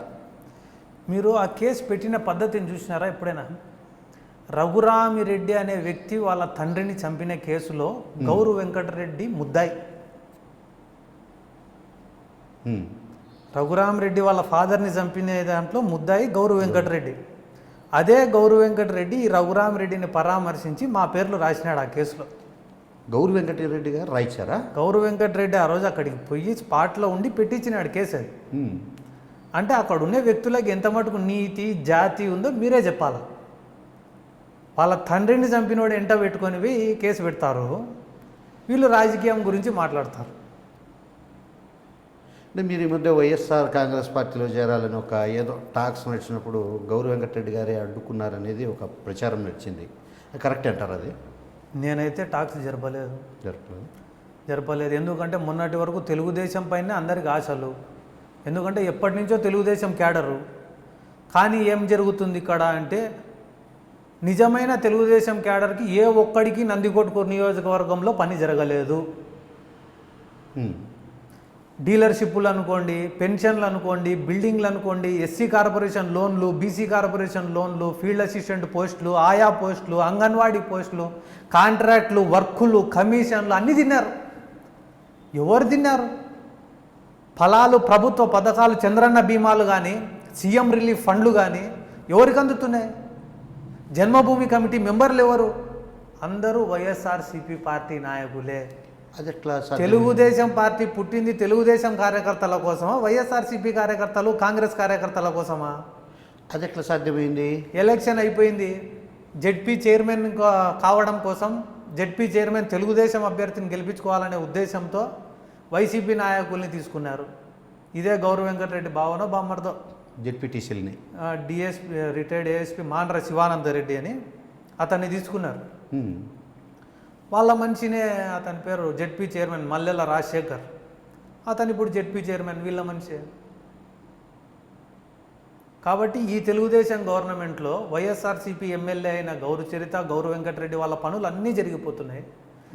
మాండ్ర శివానందరెడ్డి, గౌరవ వెంకటరెడ్డి వర్గమైన నందికొట్కూరు నియోజకవర్గ వైసీపీ క్యాడర్ అందరికీ పనులు జరిగిపోతున్నాయి. వాళ్ళందరూ బాగున్నారు, స్వేచ్ఛగా బతుకుతున్నారు. ఎవరైతే తెలుగుదేశం కోసం ప్రాణాలు అర్పించినారో, ఎవరైతే తెలుగుదేశం కోసం ఫ్యాక్షన్ మెయింటైన్ చేసినారో, ఎవరైతే తెలుగుదేశం కోసం కేసులు మోపుకున్నారో, ఇంట్లో భార్య పుస్తెలమ్మి ఇంట్లో పిల్లల్ని సాకినారో, అటువంటి వారి జీవితాలన్నీ నాశనం అయిపోయినాయి ఈ 4 సంవత్సరాలలో. ఈరోజు కర్నూలు జిల్లాలో ఒక టాక్ ఉంది, తెలుగుదేశానికి ఉద్యోగులు ఓటేయరు, తెలుగుదేశానికి విద్యార్థులు ఓటేయరు, తెలుగుదేశానికి రైతులు ఓట్లేయరు అని. కానీ నా ఉద్దేశం ఏమో తెలుసా? తెలుగుదేశానికి తెలుగుదేశం కార్యకర్తలే ఓటేయరు. అది పార్టీ కార్యకర్తలకు చేసినటువంటి అన్యాయం. మరి ఈ పరిస్థితి ఉన్నప్పుడు మీరు ఈ మధ్య ఏదో లోకేష్ బాబు గారిని కలిసి తెలుగుదేశంలో చేరే ఒక చర్చలు నడిచినాయని కూడా ఒక టాక్. నేను లోకేష్ గారితో కలిసిన దాని ప్రాధాన్యం ఏమంటే, కలిసింది వాస్తవమే. కలిసిన దాని యొక్క ప్రాధాన్యత ఏమంటే, నేను పార్టీలో చేరాలా, పదవి కావాలా అనేది ముఖ్యమైన విషయం కాదు. కార్యకర్తలు నష్టపోతున్నారు, నిజమైన కార్యకర్తలు నష్టపోయినారు, దయచేసి వాళ్ళకు అన్యాయం చేయొద్దండి అని చెప్పడానికి పోయినా, నా వర్షన్ చెప్పినా వచ్చిన. కానీ దానిపైన ఇప్పటి వరకు, నేను కలిసి 1 year పైన అయింది, ఇప్పటి వరకు ఎటువంటి స్పందన లేదు. ఇది మీరు ఒకవైపు ఈ రాజకీయం, పొలిటికల్, ఈ గ్రూప్ మెయింటైన్ చేస్తున్నారు. మీ ఊరు ముచ్చుమరిలో వ్యవసాయం కూడా చేస్తున్నారంట కానీ, అంటే ఒకవైపు అది ఇది ఎట్లా మీరు బ్యాలెన్స్ చేసుకోగలుగుతున్నారు? ఉండేది ఫ్యామిలీ కడప, నందికొట్కూరులో రాజకీయము, ముచ్చుమరిలో వ్యవసాయము, ఎట్లా టైం ఎట్లా బ్యాలెన్స్ అవుతుంది? దేవుడిచ్చిన అదృష్టం ఏమంటే, మంచి స్నేహితులు, నిజాయితీ కలిగిన అనుసరులు నా వెంట ఉండడంతో ఎంతటి కష్టానైనా కూడా సుఖంగా ఎదురించగలుగుతున్నాను. అంటే మీరంటే ధైర్యంగా నమ్మి ఒక 10 మంది వచ్చే పరిస్థితి అయితే ప్రతి ఊర్లో ఉంది. అది మీరు కనుక్కొని చెప్పాలా నాకు. నేను సెల్ఫ్ డబ్బా అనేటువంటిది. అంటే కనుక్కొని చెప్పు. మీరైతే కాన్ఫిడెంట్గా ఉన్నారైతే, అంటే ఇప్పుడు కాదు, ఒకవేళ నిజంగా మీకు ఎలక్షన్కి అవసరం వచ్చినా కూడా ప్రతి ఊర్లో అయితే ఒక 10 మంది వచ్చే అవకాశం అయితే ఉంది ధైర్యంగా. అంటే ఒకవైపు టీడీపీ, ఒకవైపు వైసీపీ, ఒకవైపు మీ పెద్దనాన్నగారు బైరెడ్డి రాజశేఖర్, ఇన్ని అడ్డంకులు ఎదుర్కొని మీతో వచ్చే పరిస్థితి ఉందా? ఏ నాయకుడు నిలబడినా వాళ్ళ గెలుపోటములను డిసైడ్ చేస్తా. పాణ్యం అండ్ నందికొట్కూరు నేనే గెలిపించుకుంటా అని నేను చెప్పాను, కానీ ఖచ్చితంగా ఎదుటివాని గెలుపును, ఓటమిని డిసైడ్ చేస్తాను. అది 10,000 ఓట్లు చేరుస్తానా, 15,000 చేరుస్తానా, పొద్దున్న నుంచి రాత్రి వరకు కష్టపడి ఇల్లు ఇల్లు, వీధి వీధి, మళ్ళా గ్రామం గ్రామం, మండలం మండలం, తాలూకా మొత్తం తిరుగుతాను. నేను ఏ నాయకుడిని అయితే గెలిపించాలనుకుంటానో ఆ నాయకుని కోసం కష్టపడి పని చేస్తాను మీకు చెప్తున్నాను. మీరు ఇప్పటికే ఏమన్నా డిసైడ్ చేసుకున్నారా? మీతో ఎవరైనా టచ్లో ఉన్నారా? మాకు మర్యాద ఇవ్వాలా, మాకు మర్యాద ఇవ్వాలా, మా అనుచరులకు పనులు చేయాలా, ఆ నమ్మకం మాకు ఏ నాయకుడైతే కలిగిస్తాడో ఆ నాయకుడికి పనిచేయడానికి నేను సిద్ధం. కానీ ప్రస్తుతం నన్ను మోసే శక్తి జిల్లా నాయకులకు కాదు, మోస్తే జగన్ అన్న మోయాలా, చంద్రబాబు అన్న మోయాలా. లోకల్గా ఎవరికి లేదు. లోకల్ వాళ్ళకి అంత సీన్ లేదు. కారణం ఏమంటారు? అంతే, మొయ్యలేరు, వాళ్ళకే గతి లేదు. వాళ్ళకే ఏ పార్టీలో పోవాలని వాళ్ళకే గతి లేదు, క్లారిటీ లేదు. లోకల్గా మాజీ ఎమ్మెల్యే లబ్బి వెంకటస్వామి గారు ఈ మధ్య అంటే మేము సపోర్ట్ చేయమని తిరుగుతున్నారంట. లబ్బి వెంకట స్వామి నిజంగా ప్రజలతో కాన ఉన్నింటే ఈరోజు నిజమైన తెలుగుదేశం క్యాడర్కి ఆ పరిస్థితి రాదు. ఎలక్షన్ ఓడిపోయిన మరుక్షణం ఆయన నియోజకవర్గంలో లేకుండా వెళ్ళిపోయినాడు ఎక్కడికో. కార్యకర్తలందరినీ గాలికి వదిలేసి ఆయన పోయి హైదరాబాద్లో పడుకున్నాడు. కేవలం ఆయన లేని కారణంగానే ఈ శివానందరెడ్డికి పెత్తనం చేతికి వచ్చి ఈ మధ్య మళ్ళీ మీతో ఏదో టచ్లో ఉన్నాడు, నెక్స్ట్ ఎలక్షన్స్ ఏదో సపోర్ట్ అసలు కలిసిన సందర్భాలు కూడా. ఈ మధ్య మీరు మీ తాతగారి వర్ధంతి భారీ ఎత్తున చేశారు, దాదాపు ఒక 10-15 వేల మందితో భారీ ఎత్తున.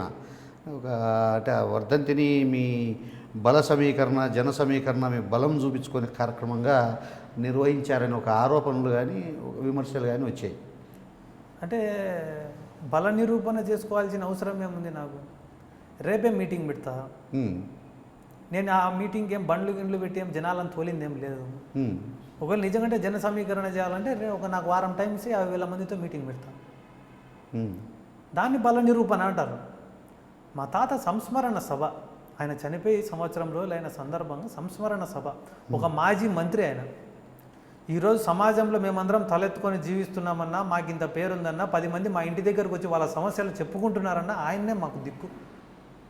ఆ చెట్టు నీడలో మేము బతుకుతున్నాం కాబట్టి ఆ చెట్టును ఒకసారి గుర్తు చేసుకోవాల్సిన రోజు వచ్చి చనిపోయినాడు వదిలేసినామంటే ఎట్లయితుంది? ఆయన విలువ ఏమో తెలియాలి కదా ప్రపంచానికి. ఆయన చేసిన గొప్ప కార్యక్రమాలు ఏంటివి, ఆయన చేసిన సేవా కార్యక్రమాలు ఏంటివి, ఆయన వల్ల ఎంతమంది ఈ జిల్లాలో లాభపడినారు అనేది ఒకసారి జనాలకు గుర్తు చేయాలనే ఉద్దేశంతో పెట్టినా తప్ప బల నిరూపణ చేయాలంటే వారం రోజులు 50,000 నుంచి 1,00,000 మందితో మీటింగ్ పెడతా. ఏడబెట్టమని 1,00,000 మందితో, 50,000 నుంచి 1,00,000 మందితో. మీ పెద్దనాన్న గారిని పిలవలేదా? సంస్మరణ పిలిచిన రాలేదు. కారణం ఏం చెప్పారు? రాలేదు. అది కూడా ఆయననే అడగల. అంటే మీరే నేరుగా పోయి పిలిచారా? నేనే పోయి పిలిచి. అంటే ఇప్పుడు రిలేషన్ పొలిటికల్గా అయితే ఓకే, గ్యాప్ ఉంది, పొలిటికల్గా దూరం పెట్టి ఫ్యామిలీ రిలేషన్ అయితే కంటిన్యూ అవుతుంది. లేదు, 4 సంవత్సరాలు అయింది కనీసం మాట్లాడుకోక కూడా. అంటే ఎదురుపడ్డా కూడా ఎక్కడ ఎదురుపడ్డా అంటే ఆ ఎలక్షన్స్లో నేను పోటీ చేసే అవకాశం రాకుండా పోయిందనే ఒక కోపం అయితే ఇంకా చల్లారినట్టు లేదు మీ పెద్దనాన్నగారికి. కోపం చల్లారిందో లేదో నాకు తెలియదు, కానీ ఈరోజు ఈ ఐ డ్రీమ్స్ ద్వారా చెప్పమన్నా కూడా చెప్తా. చెప్పండి. తప్పయింది అని నేనైతే చెప్పిన, పెద్ద మనసుతో ఆయన ఇంకా దాన్ని చెప్పిన చాలాసార్లు, 2-3 సార్లు చెప్పిన తర్వాత కూడా క్షమించలేను అని అన్నాడు. సరే, ఇప్పుడు కూడా అదే పరిస్థితిలో నేను క్షమించలేను అని చెప్తే ఇంకా నేను దానికి చేసేది ఏం లేదు, ఆయన చేతుల్లో ఉండే విషయం. వీటన్నిటికి కూడా నేను ఎప్పుడేం బాధపడలేదు. కానీ ఒక కేసు పెట్టించాను నా పైన. ఆయన పెట్టించాను, ప్రపంచానికి అంతా తెలుసు, కానీ నాకు సంబంధం లేదని ఆయన అంటాడు. కానీ పెట్టించిన సంగతి ప్రపంచానికి అంతా తెలుసు, నాకు తెలుసు. పెట్టినోడే వచ్చి చెప్పినప్పుడు తెలియకుండా ఉంటుంది. ఏ కేసు అది? SC/ST atrocity case. అని మీరు కొట్టారనే? వేరే ఆడపిల్లల్ని ఏడిపిస్తున్నారని చెప్పి పిలిచి మందలిస్తే పోయినారు ఇంట్లో నుంచి. పోయిన వాళ్ళని స్టేషన్కి పిలుచుకొని పోయి ఆ రోజు SC/ST అట్రాసిటీ కేసు పెట్టినారు. పెట్టిన నెలకే కాంప్రమైజ్ అయ్యి కొట్టేసినారు కేసు. అది ఆ కేసు పెట్టడం అనేది ఇంకా నాకు ఎట్లా అంటే ఒక హీరో ఫీలింగ్ ఉండేది. రాజకీయం కోసం వీడి వరకు చేయొచ్చా, కేసులు పెట్టచ్చా అనిపించి ఇంకా నేనే సైలెంట్ అయిపోయాను. దూరం ఉండడం మంచిది. ఒకవేళ ఇప్పుడు మరి అయిపోయిందని పిలిచి ఒకవేళ అక్కడి నుంచి ఆహ్వానం వస్తే మీరు కలుస్తారా? కాలం నిర్ణయిస్తుంది. అంతా ఓకే, ఫ్యామిలీ మెంబర్స్ కదా, అయిపోయింది అని కలుసుకొని, పైగా ఇప్పుడు ఎలక్షన్ రాబోతున్నాయి, ఇద్దరు వేరువేరుగా ఉంటే ప్రత్యర్థులు పై చేస్తుంది, కలిసి పని చేద్దాం మళ్ళా అని రాజశేఖర రెడ్డి గారే పిలిస్తే మీరు పోయే అవకాశం ఉందా? మనసు మార్చుకోవాలి. కాలం నిర్ణయిస్తుంది.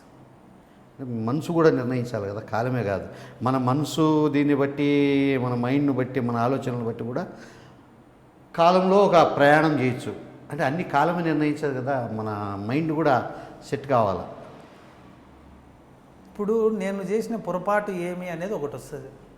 మా పెద్దనాయన ఫస్ట్ మేల్కొలుపు దీక్ష చేసినాడు కర్నూలులో. మా అమ్మ నాన్నకు పాలిటిక్స్ ఇష్టం లేదు. అవును. ఆయన మేల్కొలుపు దీక్ష చేసినాడని చెప్పి హైదరాబాద్ నుంచి ఒక్కడిని కారు వేసుకొని వచ్చి ఊరికి ఆయన కనిపించి వెళ్ళిపోయినాడు.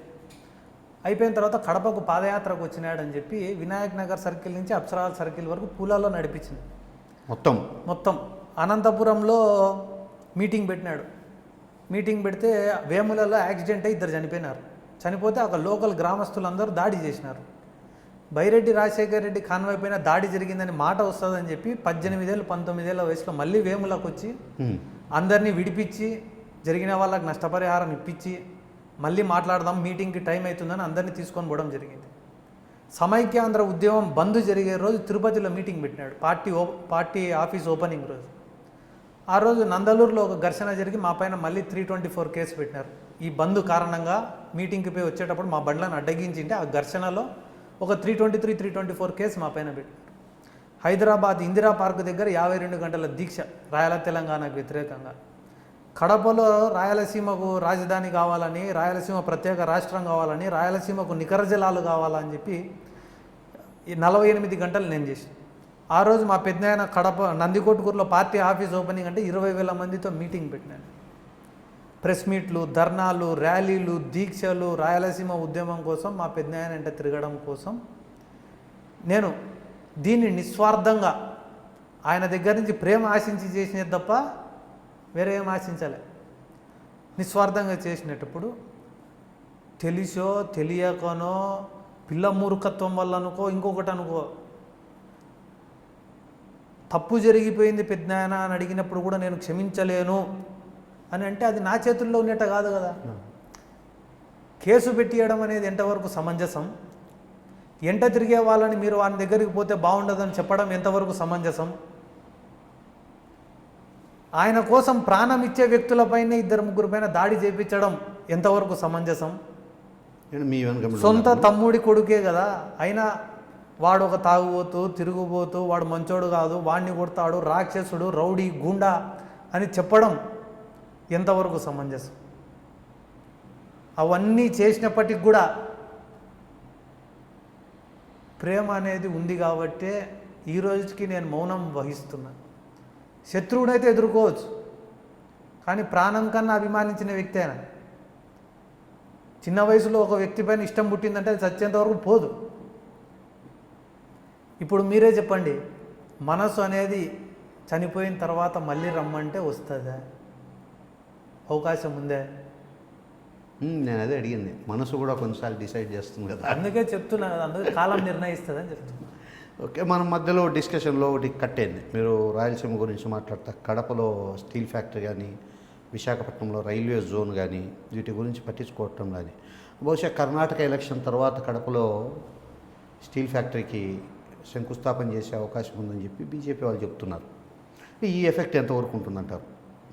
అటు బీజేపీకి కానీ, లేదు నెక్స్ట్ ఎలక్షన్స్లో బీజేపీతో కలిసి వెళ్ళే పార్టీలకు కానీ. బీజేపీకి పుట్టగతులు లేకుండా పోయింది పార్టీ. అది బీజేపీని నమ్మి ఎవడు ఓటు వేయడు. సాయం చేయాలనుకునేవాడు ఏ రోజో సాయం చేసిండు. అలా అంటే మేము ఉద్యమాలు చేసి మా గోడు వెళ్ళబుచ్చుకొని రోడ్డెక్కి ధర్నాలు చేసి వాడిని తిడితే కానీ ఇయ్యడా? మా కష్టాలు చూసి ఇవ్వాలనా? ప్రభుత్వం పైన వ్యతిరేకత వస్తుందని చెప్పిస్తాడా? అంటే ఇదంతా పొలిటికల్ గేమ్ కదా. అటు తెలుగుదేశమైనా, వైసీపీ అయినా, బీజేపీ అయినా, కాంగ్రెస్ అయినా రాజకీయంగా గెయిన్ అవుతుంది అనుకున్నప్పుడే నిర్ణయాలు ఉంటాయి. అంటే పొలిటికల్ సెటప్పే అలా ఉంటుంది కదా. మీరు కూడా రాజకీయాల్లో ఉన్నారు. పొలిటికల్ సెటప్ అన్ని పొలిటికల్ గేమ్ ఇది అంటే నేను ఒక మాట చెప్తాను. నా పైన మర్డర్ కేసు పడినప్పుడు నేను అబ్స్కాండింగ్లో ఉన్నప్పుడు ఒక సినిమాకు పోయినాను. పోతే నేషనల్ అంతం వేసినారు సినిమాలో. వేస్తే మొత్తం జనాలందరూ లేచి నిలబడుకొని నేషనల్ అంతం అయిపోయిన తర్వాత భారత్ మాతాకి జై అని అరిచి నరేంద్ర మోడీ నాయకత్వం వర్ధిల్లాలి అని స్లోగన్స్ ఇచ్చినారు. మొత్తం థియేటర్ అంతా మొగ ఆడ కులము మతము ఏమీ తేడా లేకుండా ప్రతి ఒక్కడు ఒకటే స్లోగన్, నరేంద్ర మోడీ నాయకత్వం వర్ధిల్లాలి. నేను ఏందిరా ఇది, మనిషి అనేవాడు ఒక్కరోజు ఇట్లా బతికితే చాలు కదరా అనుకున్నాను నేను వాస్తవానికి. అటువంటిది నరేంద్ర మోడీ ప్రధానమంత్రి అయితే మన దేశంలో ఎటువంటి స్కాములు జరగవు. నరేంద్ర మోడీ ప్రధానమంత్రి అయితే గాన మన దేశంలోని నిత్యావసర సరుకుల వస్తువులు అన్ని రేట్లు తగ్గుతాయి. సామాన్యుడు భద్రతతో బతుకుతాడు అనే ఉద్దేశంతో ప్రతి ఒక్క యువకుడు నరేంద్ర మోడీకి ఓటేస్తే ఈరోజు కొన్ని వందల కోట్లు స్కాములు చేసిన కాంగ్రెస్ ప్రభుత్వంలో కూడా రైతులు సుఖంగా బతికినారు, కానీ బీజేపీ ప్రభుత్వంలో బతికే పరిస్థితి లేదు. నల్లధనాన్ని వెనక్కి తెస్తా అన్నాడు, బ్యాంకులకు డబ్బు ఎగరగొట్టిన వాళ్ళందరినీ కాపాడుతున్నాడు. జిఎస్టీ అని పెట్టినాడు, దేనికోసం పెట్టినాడు ఆయనకు తెలియదు, ప్రభుత్వానికి తెలియదు, జనాలకు అంతకన్నా తెలియదు. అదో బ్రహ్మ పదార్థం మాదిరి ఉంది, అసలు ఎవరికి అర్థం కావడం లేదు. డిమానిటైజేషన్ అన్నాడు, తెలుగులో పెద్ద నోట్ల రద్దు అని పేరు పెట్టినారు. దానికి 1000 రూపాయలు తీసి 2000 రూపాయల నోటు పెట్టినారు. డబ్బు ఉన్న ఏ ఒక్కడు కూడా ఈ డిమానిటైజేషన్లో డబ్బుల్ని మార్చుకోవడానికి ఇబ్బంది పడలే. 10,000 20,000 ఉండే సామాన్యుడు మాత్రమే ఇబ్బంది పడినాడు ఈ డిమానిటైజేషన్ వల్ల. ఒక విషయంలో 2 విషయాలలో నిజంగానే నరేంద్ర మోడీ అంత మంచి వ్యక్తి అయితే నరేంద్ర మోడీ పక్కన అమిత్ షా ఎందుకున్నాడు? ఎన్ని మర్డర్ కేసులు అమిత్ షా పైన ఉన్నాయి, ఎన్ని కొట్టేసినారు? అమిత్ షా కొడుకు పెట్టిన కంపెనీలో 2 కోట్ల విలువ చేసే షేరు 3 నెలల వ్యవధిలో 80 కోట్లు ఎట్లయింది? If he is correct, then Jaganmohan Reddy is also correct. ఆయన చేసింది కరెక్ట్ అయితే, అమిత్ షా కొడుకు చేసింది న్యాయమైతే, నిజమైతే, జగన్మోహన్ రెడ్డి చేసింది కూడా అంతే కదా, ఆయన చేసింది కూడా కరెక్టే కదా. అవినీతి ఎట్లయితుంది అది? ఇన్ని రకాలుగా బీజేపీ అంతా ఎట్లా తయారైంది ఈరోజు? Blackmail politics. లాస్ట్కు జ్యుడిషియరీతో కూడా పనులు చేయించుకుంటున్నాడు. ఇండిపెండెంట్ బాడీ అయిన జ్యుడిషియరీతో కూడా. బయట టాక్ ఉంది అట్లా.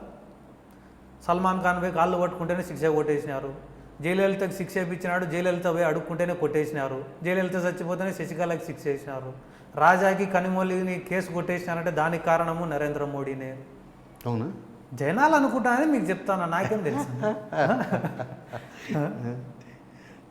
మీ తాతగారితో మీ అనుబంధం ఎలా ఉండేది, శేషయ్యనారెడ్డి గారితో? అంటే మీ రాజకీయ స్టెప్స్ చేయడంలో కానీ, మీ ఆలోచనలో కానీ, మీ ఎదుగుదల అంటే ఆయన ప్రభావం ఏమన్నా ఉందా? జనాలలో నా పైన ఈరోజు ఒక సానుభూతి రావడానికి గల కారణం అయితే ఆయననే. దాదాపుగా నాకు ఊహ తెలియని వయసులో, రాజకీయం అంటే ఏందో తెలియని వయసులో కూడా నా మనవడు ఉన్నాడు, మీకు ఎప్పుడు ఏమైనా ఇబ్బంది వచ్చినా కూడా ఫ్యూచర్లో చూసుకుంటాడు, ఏ రోజుకైనా రాజకీయాల్లోకి వస్తాడు అంటే నాకు కనీసం రాజకీయం అంటే ఏదో అవగాహన కూడా లేని వయసు నుంచి ఆయన ఎందుకు చెప్పినాడో ఏమో నాకు తెలియదు. కానీ నియోజకవర్గంలో ఆయనను కలవడానికి వచ్చిన ప్రతి ఒక్క కార్యకర్తకు, నాయకుడికి నా మనవాడు ఉన్నాడు, ఏదో ఒకరోజు మీకు ఏమి ఇబ్బంది వచ్చినా చూసుకుంటాడు అని ఇంపాక్ట్ చాలా క్రియేట్ చేసినాడు. ఈరోజు ఆ సానుభూతే నా పైన ఉంది అని నేను నమ్ముతా.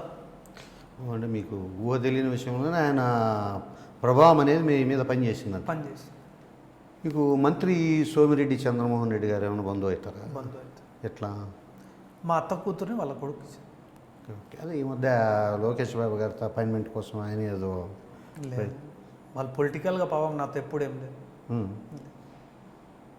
ఒకవేళ అవసరమైన సాయం చేసే పరిస్థితి ఉండదా సోమిరెడ్డి గారు? ఏమో నేనైతే ఎప్పుడు అడగలేదు. అడిగితే ఏమైనా చేస్తారేమో కానీ నేనైతే అడగలేదు. ఇప్పుడు నందికొట్కూరు ఎస్సీ రిజర్వ్డ్ కాన్స్టిట్యున్సీ, ఇక్కడ మీరు మళ్ళీ ఏమి ఆశించి ఇక్కడ పెద్ద ఎత్తున సోషల్ యాక్టివిటీస్ కానీ, పొలిటికల్ కానీ ఎందుకు అంత పెద్ద ఎత్తున చేయాల్సి వస్తుంది? అంటే భవిష్యత్తులో మళ్ళీ రీఆర్గనైజేషన్, నియోజకవర్గాల పునరుభజన లేదా రీఆర్గనైజేషన్ జరిగినప్పుడు జనరల్ అవుతుందని ఒక ఆలోచన ఏమైనా ఉంది మీకు? అప్పుడేమన్నా నియోజకవర్గమైనా కూడా మనుషులు అందరూ మా వాళ్ళే కదా, ఎన్నో ఏళ్ళ నుంచి నమ్ముకునే వాళ్ళే కదా. ఎస్సీ నియోజకవర్గం అయిపోయి నాకు పదవి రాదంటేనే వాళ్ళందరూ వదిలిపెట్టి వెళ్ళిపోతామా? ఇప్పుడు రాజకీయం అట్లే ఉంది. నా పరిస్థితి అట్ట లేదంటున్నా కదా. మీరు బాగా స్టడీ చేస్తే కానీ నక్సల్స్ సిద్ధాంతాలు కూడా ఉన్నాయి మాకు. ఏమంటే న్యాయము, ఒక మనిషి అనేవాడు స్వేచ్ఛగా బతకాలా అనే కాన్సెప్ట్ మాది. ఒక మనిషి సమాజంలో ఒక మనిషి ఇంకొక మనిషికి ఎప్పుడు భయపడకూడదు అనే కాన్సెప్ట్ నాది. ఎందుకు ఈ మాట చెప్తున్నానంటే పవన్ కళ్యాణ్ అనే వ్యక్తి ఈరోజు పార్టీ పెట్టినాడు, జనాలు తండోపతండాలుగా వస్తున్నారు. ఎందుకు ఇంతమంది వస్తున్నారని నన్ను అడిగినారు ఒక ప్రశ్న. నా ఆలోచన ఏమంటే చిరంజీవి కన్నా పెద్ద యాక్టర్ అయితే కాదు పవన్ కళ్యాణ్, కానీ ఎందుకు అంతమంది జనం వస్తున్నారు అంటే ఆయన సామాన్యుని భద్రత అని ఒక విషయం మాట్లాడాడు. Common man protection. ఈ సమాజంలో డబ్బులు ఉండేవాడు చుట్టూ జనాలను పెట్టుకొని, సెక్యూరిటీ పెట్టుకొని బాగా భద్రంగా బతుకుతాడు. ఏ డబ్బు లేనివాడు మాస్, వాళ్ళ బంధువులు, స్నేహితులు అందరూ చుట్టుపక్కల ఉంటారు కాబట్టి ఎవరికైనా ఒక సమస్య వస్తే వాళ్ళు కూడా అందరూ వచ్చి గుమ్మిగూడి మీద పడిపోతారు కాబట్టి వాళ్ళు స్వేచ్ఛగా బతుకుతారు. కానీ ఇదే సమాజంలో పొద్దున్నే 5 గంటలకు లేచి పిల్లల్ని రెడీ చేసి స్కూలుకు పంపించి ఇంటికి వచ్చి రెడీ అయ్యి ఆఫీస్కు పోయి సాయంత్రం 5 గంటలకు ఇంటికి వచ్చి భార్యను తీసుకొని అట్లా రోడ్డుపైకి పోదామంటే ఎవడేం కామెంట్ చేస్తాడో అని భయపడుకుంటా బిక్కు బిక్కు అంటూ బతుకుతారు చూడు, మిడిల్ క్లాస్. వానికి ధైర్యం ఇచ్చినోడే నిజమైన నాయకుడు. కానీ మిడిల్ క్లాస్తో రాజకీయ నాయకులకు ఏం పని ఉండేది? 2 ఓట్లే, భార్యవి భర్తవి. డబ్బు కాడ బలం ఉంటుంది, మాస్ కాడ బలం ఉంటుంది. కానీ మధ్యతరగతి వాంతో ఏం పని ఉంటుంది? ఆ మధ్యతరగతి వాణి గురించే కామన్ మ్యాన్ ప్రొటెక్షన్, సామాన్యుని భద్రత అనే విషయం మాట్లాడినందుకే పవన్ కళ్యాణ్కు క్రేజ్ అని నేను ఫీల్ అవుతా. నా భావన అది. అంతే తప్ప ఆయన పార్టీ పెట్టి ఆయన కార్యాచరణ ఏమో తెలియదు, ఆయన మేనిఫెస్టో ఏమో తెలియదు, ఏం చేస్తాడో తెలియదు, ఆయనకున్న పరిచయాలు ఏమో తెలియదు. ఎందుకు జనాలు అంతమంది ఎంట పడతారు? వేరేదేం లేదు. అదొక్క పాయింట్ వల్లనే ఆయనకు అంత సానుభూతి అని నేను అనుకుంటాను. అంటే నెక్స్ట్ ఎలక్షన్లో పవన్ కళ్యాణ్ గారి ఇంపాక్ట్ ఉంటుందంటారా మీరు? ఉండదు. ఏమున్నా టీడీపీ పైన ఉంటుంది, వైసీపీ పైన అయితే ఉండదు. పవన్ కళ్యాణ్ గారి ఇంపాక్ట్ జనాల్లో చెప్తే ఓట్లు పడే ఉండదు. మరి మీరు పవన్ కళ్యాణ్ అంటే జనాలు ఉన్నారు, కామన్ మ్యాన్ భద్రత, అదే ఆ మాట మాట్లాడినందుకు ఉంది అంటున్నా. అవి ఓటేసే ఓట్లు కాదు. అది ఓటుగా అయితే కన్వర్ట్ అయితే ఏం కన్వర్ట్ కాదు. ఫస్ట్ ఇతన్ని నమ్మాలి కదా. ఇంకా కత్తి మహేష్ కాడ శ్రీరెడ్డి కాడనే ఉండిపోయినాడు. దాన్ని దాటి బయటికి వస్తే పొలిటికల్ ఎజెండా ఏమో చెప్పచ్చు. పొద్దున్న లేచేపడితే ఈ పంచాయతీ పెట్టుకుంటే ఇంకా పొలిటికల్గా ఎప్పుడు? అసలు పార్టీ మేనిఫెస్టో ఏమి, కార్యాచరణ ఏమి, ఇష్యూస్ పైన పోరాడడం ఏమి?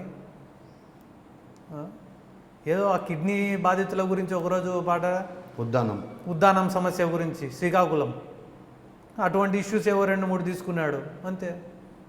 మొన్న ఫస్ట్ టైం ఆడ గుంటూరులో నాగార్జున యూనివర్సిటీకి ఆపోజిట్లో మీటింగ్ పెట్టి ప్రభుత్వాన్ని వ్యతిరేకించిన రోజు అంతో కొంత సానుభూతి వచ్చింది. వచ్చినాడ్రా ఇంకా మాట్లాడతాడు, రేపటి నుంచి ఉంటుంది రాజకీయం, అయిపోయా మళ్ళీ వారానికల్లా చల్లబడి అంతా. 3 ఏళ్ల నుంచి అదే జరుగుతుంది. హాబీ కాదు ఇది రాజకీయం అనేది. ఫుల్ టైం పాలిటిక్స్ చేయాలి. Full time politics. ఏం జగన్మోహన్ రెడ్డికి కర్మ బట్టి తిరుగుతాం ఆడ జనాలేంట. ఏం డబ్బులు లేవు జగన్మోహన్ రెడ్డి కాడ, ఆస్తులు లేవు, బంధువులు లేరు, పరిచయాలు లేవా, స్నేహితులు లేరా, ఏం లేవు జగన్మోహన్ రెడ్డి కాడ. పార్ట్ టైం పొలిటీషియన్లు ఉన్నారన్నా. అంటే పార్ట్ టైం పొలిటీషియన్స్ అసలు రాజకీయాల్లో కూడా ఎక్కువ రోజులు నిలబడినట్లయితే కానీ అక్కడ చరిత్ర అయితే లేదు. నిలబడరనే కదా చెప్పి, అందుకే నంబర్ 1, అందుకనే ప్రభావం కూడా ఉండదు అని చెప్తున్నా. పవన్ కళ్యాణ్ ఏమన్నా ఇంపాక్ట్ చేయగలిగితే ఆయన అవుననుకున్నా కాదనుకున్నా కాపు సామాజిక వర్గం ఓట్లు ఇంపాక్ట్ చేయగలుగుతాడు. ఆయన ఈ మధ్య అనౌన్స్ చేశాను, నేను ఫుల్ టైం పాలిటిక్స్లో ఉంటా, next August 15th manifesto release చేస్తా, రెగ్యులర్గా జనంలో ఉంటాను, బస్ యాత్ర కూడా స్టార్ట్ చేసేటట్లుంది ఈ 15th నుంచి. ఇన్ని రోజులు జరిగిన సమస్యల కథ నేను అడుగుతుంటే ఇప్పుడు వచ్చి యాక్టివ్గా ఉంటా అంటే ఎలక్షన్ క్యాంపెయిన్ అవుతుంది. అది పాలిటిక్స్ కాదు, అది ఎలక్షన్ క్యాంపెయినింగ్.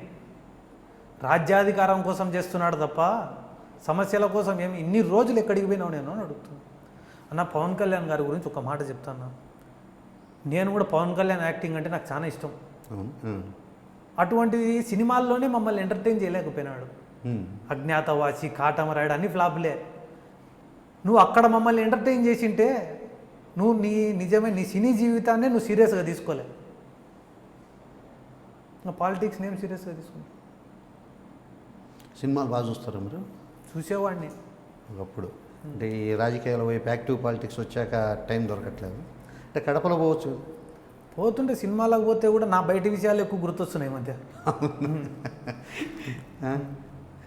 నియోజకవర్గంలో ఈ కేసులు, గొడవలు ఇవన్నీ గుర్తొస్తాయి సినిమాలో పోయి కూర్చున్నా. ఏదో కొత్త ప్రపంచానికి వచ్చినట్టు అనిపిస్తుంది కాబట్టి పోను.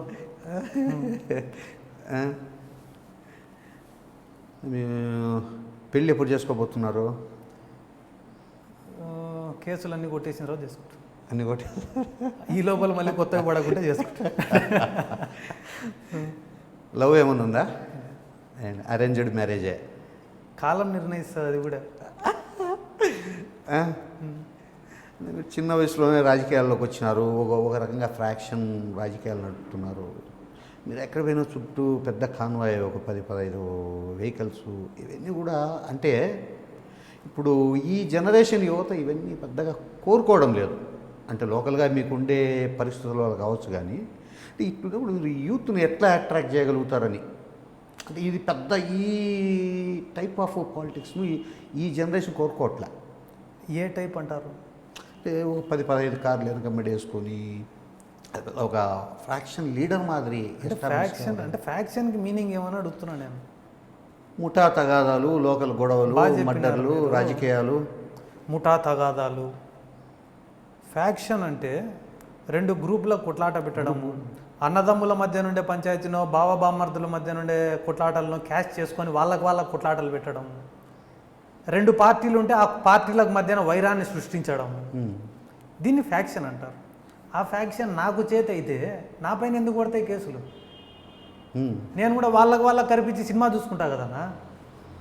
ఆ ఫ్యాక్షన్ మాకు చేత కాదు, మేము ఎవరి జోలికి పోం, నీతిగా నిజాయితీగా మా పని ఏదో మేము చేసుకుంటాం. మా బతుకు మమ్మల్ని బతకనీయకుండా మా జీవితాన్ని ఎవడైనా ఇంటరప్ట్ చేస్తే మా పని మేము చేయాల్సి వస్తుంది. అంటే మా పని ఏదైనా చేయాల్సి వస్తుంది, దాంట్లో వెనక్కిపోయే సమస్య లేదు. ఎందుకంటే మీకు ఇందాకనే చెప్పిన, మీ జీవితానికి మీరు హీరో అయితే నా జీవితానికి నేను హీరో. ఈ సమాజంలో ఒక మనిషికి ఇంకొక మనిషి ఎప్పుడు కూడా భయపడకూడదు. అటువంటి స్వేచ్ఛనే లేనప్పుడు బతకాల్సిన అవసరం ఏముందన్న? 70 ఏళ్ళ స్వతంత్ర దేశంలో ఇంకా పింఛన్లు బిల్డింగ్లు ఇచ్చినామని చెప్పుకునేటోళ్ళు రాజకీయ నాయకులా? పెన్షన్లు ఇచ్చినాం, బిల్డింగ్ ఇచ్చినాం, తినిపో అంటున్నారు. 70 ఏళ్ళ స్వతంత్రంలో అది పెద్ద సేవ చేసినట్టనా మాకు? ఒక మనిషి ప్రశాంతంగా తిరగమని అన్న రోడ్లపైన, అది స్వేచ్ఛ అంటే. ఆడపిల్లలపైన రేపులు జరగడం స్వేచ్ఛనా? ఇంటర్మీడియట్ పిల్లలు కాలేజీలకు పోతుంటే కాలేజీల బయట రౌడీ సీటర్లు వాళ్ళని బెదిరించుకుంటూ తిరుగుతూ అంటారు, దాన్ని స్వేచ్ఛ అంటారా? నిజమైన స్వేచ్ఛ స్వాతంత్రం అంటే మనిషి ప్రశాంతంగా బతకాల కదా, బతికినప్పుడే కదా. మేము ఇంటర్మీడియట్ చదివేటప్పుడు రోడ్లపైన పోతుంటే రౌడీ సీటర్లు ఇట్రా అంటారు, చేతిలో బీర్ బాటిల్ పట్టుకొని కడపలో. ఒరే రౌడీ సీటర్ రా, ఏమవుతుందేమో అని భయం. పోతే నమస్తే పెట్టాలా, ఇష్టంలే. కొడదామా అంటే మాకు అలవాటు లేదు కొట్టడం. కొడదామా అంటే ఎంతసేపు అవతలోడి చెంపపైకి నా చేయి పోవడంలే, భయం, అలవాటు లేదు కదా పని. కళ్ళల్లో నీళ్లు గారుతానే, మాట పెరుగుతుంది, చేతులు వణుకుతానే, కానీ కొట్టేదానికి ధైర్యం రావడంలే. అమ్మకు చెప్దామా అంటే ఆడామే చెప్పలేము, నాన్నకు చెప్దామా అంటే నీకేం పని చదువుకో అంటాడు. నాకు ధైర్యం ఇచ్చేవాడు ఎవడు? నాకు ధైర్యం ఇచ్చేవాడు ఎవడన్నా? నేను పిల్లోనే కదా, నేను స్వేచ్ఛగా బతకాలి కదా, రోజు కాలేజీకి పోవాలి కదా. ప్రతిరోజు వీళ్ళకి నమస్తే పెడతా పోవాలంటే 15 ఏళ్ళ వయసులో కొట్టడం మొదలుపెట్టినాం, 25 ఏళ్ళ వరకు కొడతాను. ఇప్పుడు రౌడీలే మాకు నమస్తే పెడతాన్నారు. అంటే మీరు కొట్టడం స్టార్ట్ చేశాక వాళ్ళు నమస్తే పెడతారా? అవును, ఇప్పుడు మా పేరు వాడుకొని రౌడీజం చేసేటోళ్ళు తయారైనారు, మా పేరు వాడుకొని మంచి చేసేటోళ్ళు ఉన్నారు, అదే టైంలో చెడు చేసే వాళ్ళు ఉన్నారు. దాన్ని కంట్రోల్లో పెట్టాలంటే మాకు అధికారం రావాలా, మాకు ఒక పవర్ అనేది రావాలా. వాస్తవం కాదా? మీరు చెప్పినారా కేసులు ఫ్యాక్షన్ పంద అన్న, నా పైన కేసులు ఉన్నాయి, చాలా కేసులే ఉన్నాయి. ఏ ఒక్కరోజైనా సిద్ధార్థ రెడ్డి అనే వ్యక్తి ఒక అమాయకుడు జోలికి పోయి హింసించినాడు అనేది కానీ మీరు నిరూపిస్తే ఈ రాష్ట్రంలో కాదు దేశాన్ని విడిచిపెట్టిపోతాను నేను. రాజకీయం కాదు, రాష్ట్రం దేశం కూడా విడిచిపెట్టిపోతా ఒక అమాయకుని జోలికి నేను పోయినా అంటే. సమాజాన్ని బాధ పెట్టేవాళ్ళు, హింసించేవాళ్ళు, రౌడీలు, సమాజాన్ని భయభ్రాంతులకు గురి చేసే వ్యక్తుల జోలికి నేను పోయినా తప్ప అమాయకుల జోలికి పోను. అమాయకుల జోలికి నేను పోయే పరిస్థితి వస్తే మా అమ్మ, నా తల్లి కూడా నాకు కూడ పెట్టదు. అంటే ఇప్పుడు కొట్టడం నేర్చుకున్నారా? అప్పుడు భయపడినారు, ఇప్పుడు కొట్టడం నేర్చుకున్నారు? నేర్చుకోలే, ఎట్లా డీల్ చేయాలని నేర్చుకున్నామంటే.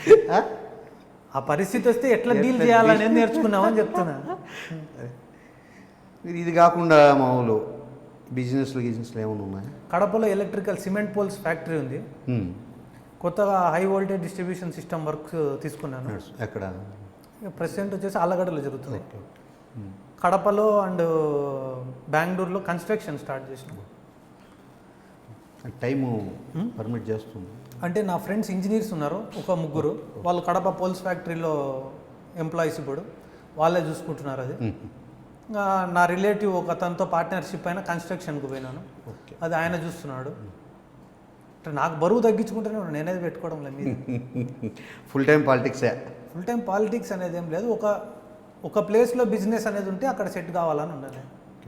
అంటే ఇప్పుడు మీరు ఆళ్ళగడ్డలో వర్క్ చేస్తామంటున్నారు కదా, ఆళ్ళగడ్డలో ఫ్రీగా వర్క్ చేసే పరిస్థితి ఉందా? ఏం ఆళ్ళగడ్డ పని చేసుకునే దానికి ఏం సంబంధం? అంటే అక్కడ వర్క్ చేయాలా అంటే ముందు కొన్ని ప్రభుత్వ అనుమతులతో పాటు రాజకీయ నాయకుల అనుమతులు కూడా తీసుకోవాలా, వాళ్ళని సాటిస్ఫై చేయాలని ఒక పరిస్థితి ఉంది. అంటే ఇప్పుడు ఆ పరిస్థితి లేదా? మీకేం ఎదురు కాలేదా అట్లాంటిది? నాకైతే ఇప్పటివరకు ఏం ఎదురుగా ఒకవేళ అయితే కావు నాకు. అంటే మంచి రిలేషన్ ఉందా మీకు అక్కడ బోత్ పార్టీస్తో? లేదు లేదు, నాకేం పరిచయాలు కూడా ఎక్కువ లేవు. టీజీ వెంకటేష్ గారితో మంచి పరిచయాలు ఉన్నట్టున్నాను. లేదు, అస్సలు పరిచయం లేదా? ఒకటి రెండు సార్లు వాళ్ళ ఇంటికి కూడా పోలేదు. పోలేదు. ఇంకా ఫ్యూచర్ ప్లాన్ ఏమైనా ఉందంటే కనీసం మీరు అంటే మీరు ఇప్పుడు చెప్పారు అధికారం చేతిలో ఉంటే మనం అనుకోండే కార్యక్రమాలు ఏదన్నా 10 మందికి మేలు చేసే అవకాశం ఉందని. అంటే మీ నియోజకవర్గం నుంచి ఒక మండలాన్ని యూనిట్గా తీసుకొని జెడ్పీటీసీ గాను లేదు పాండ్యం కూడా మీ గ్రూప్ ఉందని చెప్తున్నారు. ఇప్పుడు పొలిటికల్ సినారియో అనేది మాకు ఫస్ట్ ఏమంటే ఇప్పుడు ఒక పార్టీ సపోర్ట్ అనేది కావాలి. ఏదో టీడీపీ ఆర్ వైఎస్ఆర్సీపీ. టీడీపీలోకి పోయే సిచ్యువేషన్ అయితే లేదు. లేదా? చెప్పినా కదా మీకు, ఇన్ని రోజులు ఇంత అడుక్కున్నాం మేము పార్టీని, నష్టపోయినాం. ఎట్లా మళ్ళీ వైఎస్ఆర్సీపీకి మీకు గౌరవ వెంకటరెడ్డి గారు అంగీకరించడం లేదు? మేము ఇప్పటి వరకు అయితే వైసీపీతో ఏ రోజు కూడా సంప్రదింపులు జరపలేదు. ఈరోజు కర్నూలు జిల్లా సిచ్యువేషన్ ప్రకారం వైసీపీ గాన మంచి అభ్యర్థుల్ని నిలబెడితే 14 సీట్లు గెలిచేంత మూమెంట్ ఉంది. కడపలో కూడా వైసీపీ పైన ఇంత సానుభూతి లేదు, కర్నూలు జిల్లాలో ఉంది. కారణం ఏమంటారు? అది నాకు తెలియదు కానీ ప్రజల్లో అంతుంది. అంటే మీరు బయట తిరిగినప్పుడు జనంతో మాట్లాడినప్పుడు వచ్చింది ఫీడ్బ్యాక్? మొత్తం దగ్గర పబ్లిక్ దగ్గరికి పోతే మీరు 90% of public is with YSRCP in Kurnool district. అంటే మరి అట్లాంటప్పుడు మీరు వైఎస్ఆర్సీపీలోకి వెళ్ళే అవకాశాలు ఏమైనా ఉన్నాయా? అంటే దానికే ప్రిఫర్ చేస్తున్నారని అనుకోవచ్చు ఇప్పుడు మీరు చెప్పిన దాన్ని. నేను ఒక పార్టీలోకి పోవాలని ప్రిఫరెన్స్ అయితే నాకేం లేదు. ఏదర్ టీడీపీ ఆర్ వైఎస్ఆర్సీపీ మాకు ప్రిఫరెన్స్ ఇవ్వాలా, వాళ్ళు మా క్యాడర్కు ప్రిఫరెన్స్ ఇవ్వాలా. నేను ఎందుకు ఈ మాట బలంగా చెప్తున్నాను అంటే ఈ 4 ఏళ్లలో మా సమస్యలు తెలిసి కూడా ఒక్కడు కూడా ఆపుకు రాలే మాకు. మొత్తం క్యాడర్ని వన్ సైడ్ చేయాలనే ఉద్దేశంతో ఈ 4 ఇయర్స్లో బొల్లవరం గ్రామంలో ఒక ఆడామె బట్టలు ఉతుకుతుంటే అమ్మ నీళ్లు పడుతున్నాయి లోపలికి బొమ్మ అని చెప్పిన పాపానికి పట్టుకోవడానికి వచ్చినాడని కేసు పెట్టినారు. ఎవరి మీద? వేరే మా క్యాడర్ ఆయన పైన. Okay okay. కోనేటమ్మ పల్లెలో ఒక మర్డర్ జరిగితే ఆ మర్డర్కి ఎటువంటి సంబంధం లేని 2 వ్యక్తులని ఇన్వాల్వ్ చేసినారు దాంట్లో. మా ఊరి పక్కన గ్రామం అనే వనములపాడులో ఒక ఆడామ కాల్చుకొని చచ్చిపోతే ఆ ఇన్సిడెంట్కి వీళ్ళకి ఎటువంటి సంబంధం లేదు, అటువంటిది మా వాళ్ళని తీసుకుపోయి 2 పెట్టినారు. 3 సర్పంచులకు ఫోన్ చేసినారు, మీరు వచ్చి తెలుగుదేశంలో జాయిన్ కాండి, మాండ్ర శివానందరెడ్డి వర్గంలో చేరండి, లేకపోతే మీ ఇంట్లో గంజాయో లేకుంటే వెపన్సో పెట్టి ఆర్మ్స్ యాక్ట్ పెట్టి మీ పైన కేసులు పెడతాము. దాదాపుగా 60 నుంచి 70 ఫాల్స్ కేసులు నమోదైనాయి మా నియోజకవర్గంలో. నా పైన కేసులు పెట్టినట్టు కూడా నాకు తెలియదు. ఒక కానిస్టేబుల్ ఫోన్ చేసి అన్న నీ పైన ఒక 4 ఎఫ్ఐఆర్లు అయినాయి చూసుకో, ఎందుకైనా మంచిది, నిన్ను అరెస్ట్ చేస్తారు అని చెప్తే అప్పుడు చూసుకున్నాను. ఈ రకంగా అధికారాన్ని అవతలివాడు వాడినప్పుడు మాకేముంటుంది ఆప్షన్? ఎవరైతే మాకు మర్యాద ఇస్తారో ఆ పార్టీలో కూడా మేము సిద్ధం. ఒకసారి ఒక పార్టీలో చేరితే అది మా పార్టీ అని మేము పనిచేస్తాం, వాడు మా వాడు అని మీరు కూడా స్వాగతించే పొజిషన్ ఉంటే చేరుతాం, లేకుంటే చేరు. ఆ పరిస్థితి ఏ పార్టీ వైపు నుంచి ఆ పరిస్థితి ఎలక్షన్ దగ్గరికి వస్తే ఎంత లేచిపోయిన పార్టీకైనా మాతో పని పడుతుంది. రాజకీయం ఓటు కావాలా, ఎలక్షన్ దగ్గరికి వస్తే మా ప్రభావం ఏదైనా మేము చూపిస్తాం కదా. 2019 ఎన్నికల సమయంలో కర్నూలు జిల్లాలో విపరీతమైన సమీకరణల మార్పు జరుగుతుంది. ఏ రాజకీయ పార్టీకి అయితే మాతో అవసరం ఉందనుకుంటారో వారి వంటే మేము ప్రయాణిస్తామని సిద్ధార్థ రెడ్డి గారు చెప్తున్నారు. అయితే పదవుల కోసం పార్టీల్లోకి పోవడం కాదు, పార్టీలు మాకు గౌరవం ఇవ్వాలా అనేది ఆయన వాదన. అలాగే పెద్దనాన్న బైరెడ్డి రాజశేఖర రెడ్డి గారితో ఆయన కోసమే తాను రాయలసీమ ఉద్యమంలోకి వచ్చాయని, ఒకవైపు రాజకీయ అడుగులు కూడా ఆయన కోసమే పడ్డాయని చెప్పి సిద్ధార్థ రెడ్డి గారు చెప్తున్నారు. మొత్తం మీద నందికొట్కూరు రాజకీయం రాబోయే రోజుల్లో రకరకాల మలుపులు తీసుకునే అవకాశాలు అయితే స్పష్టంగా కనిపిస్తున్నాయి. Thank you. నమస్కారం, నా పేరు బైరెడ్డి సిద్ధార్థ రెడ్డి, మాది నందికొట్కూరు నియోజకవర్గం. ఈరోజు నా బాల్యం గురించి, నా కుటుంబ సభ్యుల గురించి, నా కుటుంబం గురించి, రాజకీయాల గురించి, ప్రస్తుత రాజకీయ పరిస్థితుల గురించి I dreams senior journalist Nagesh గారితో చర్చించడం జరిగింది. మీరు దీన్ని ఐ డ్రీమ్స్లో చూడవచ్చు. Thank you.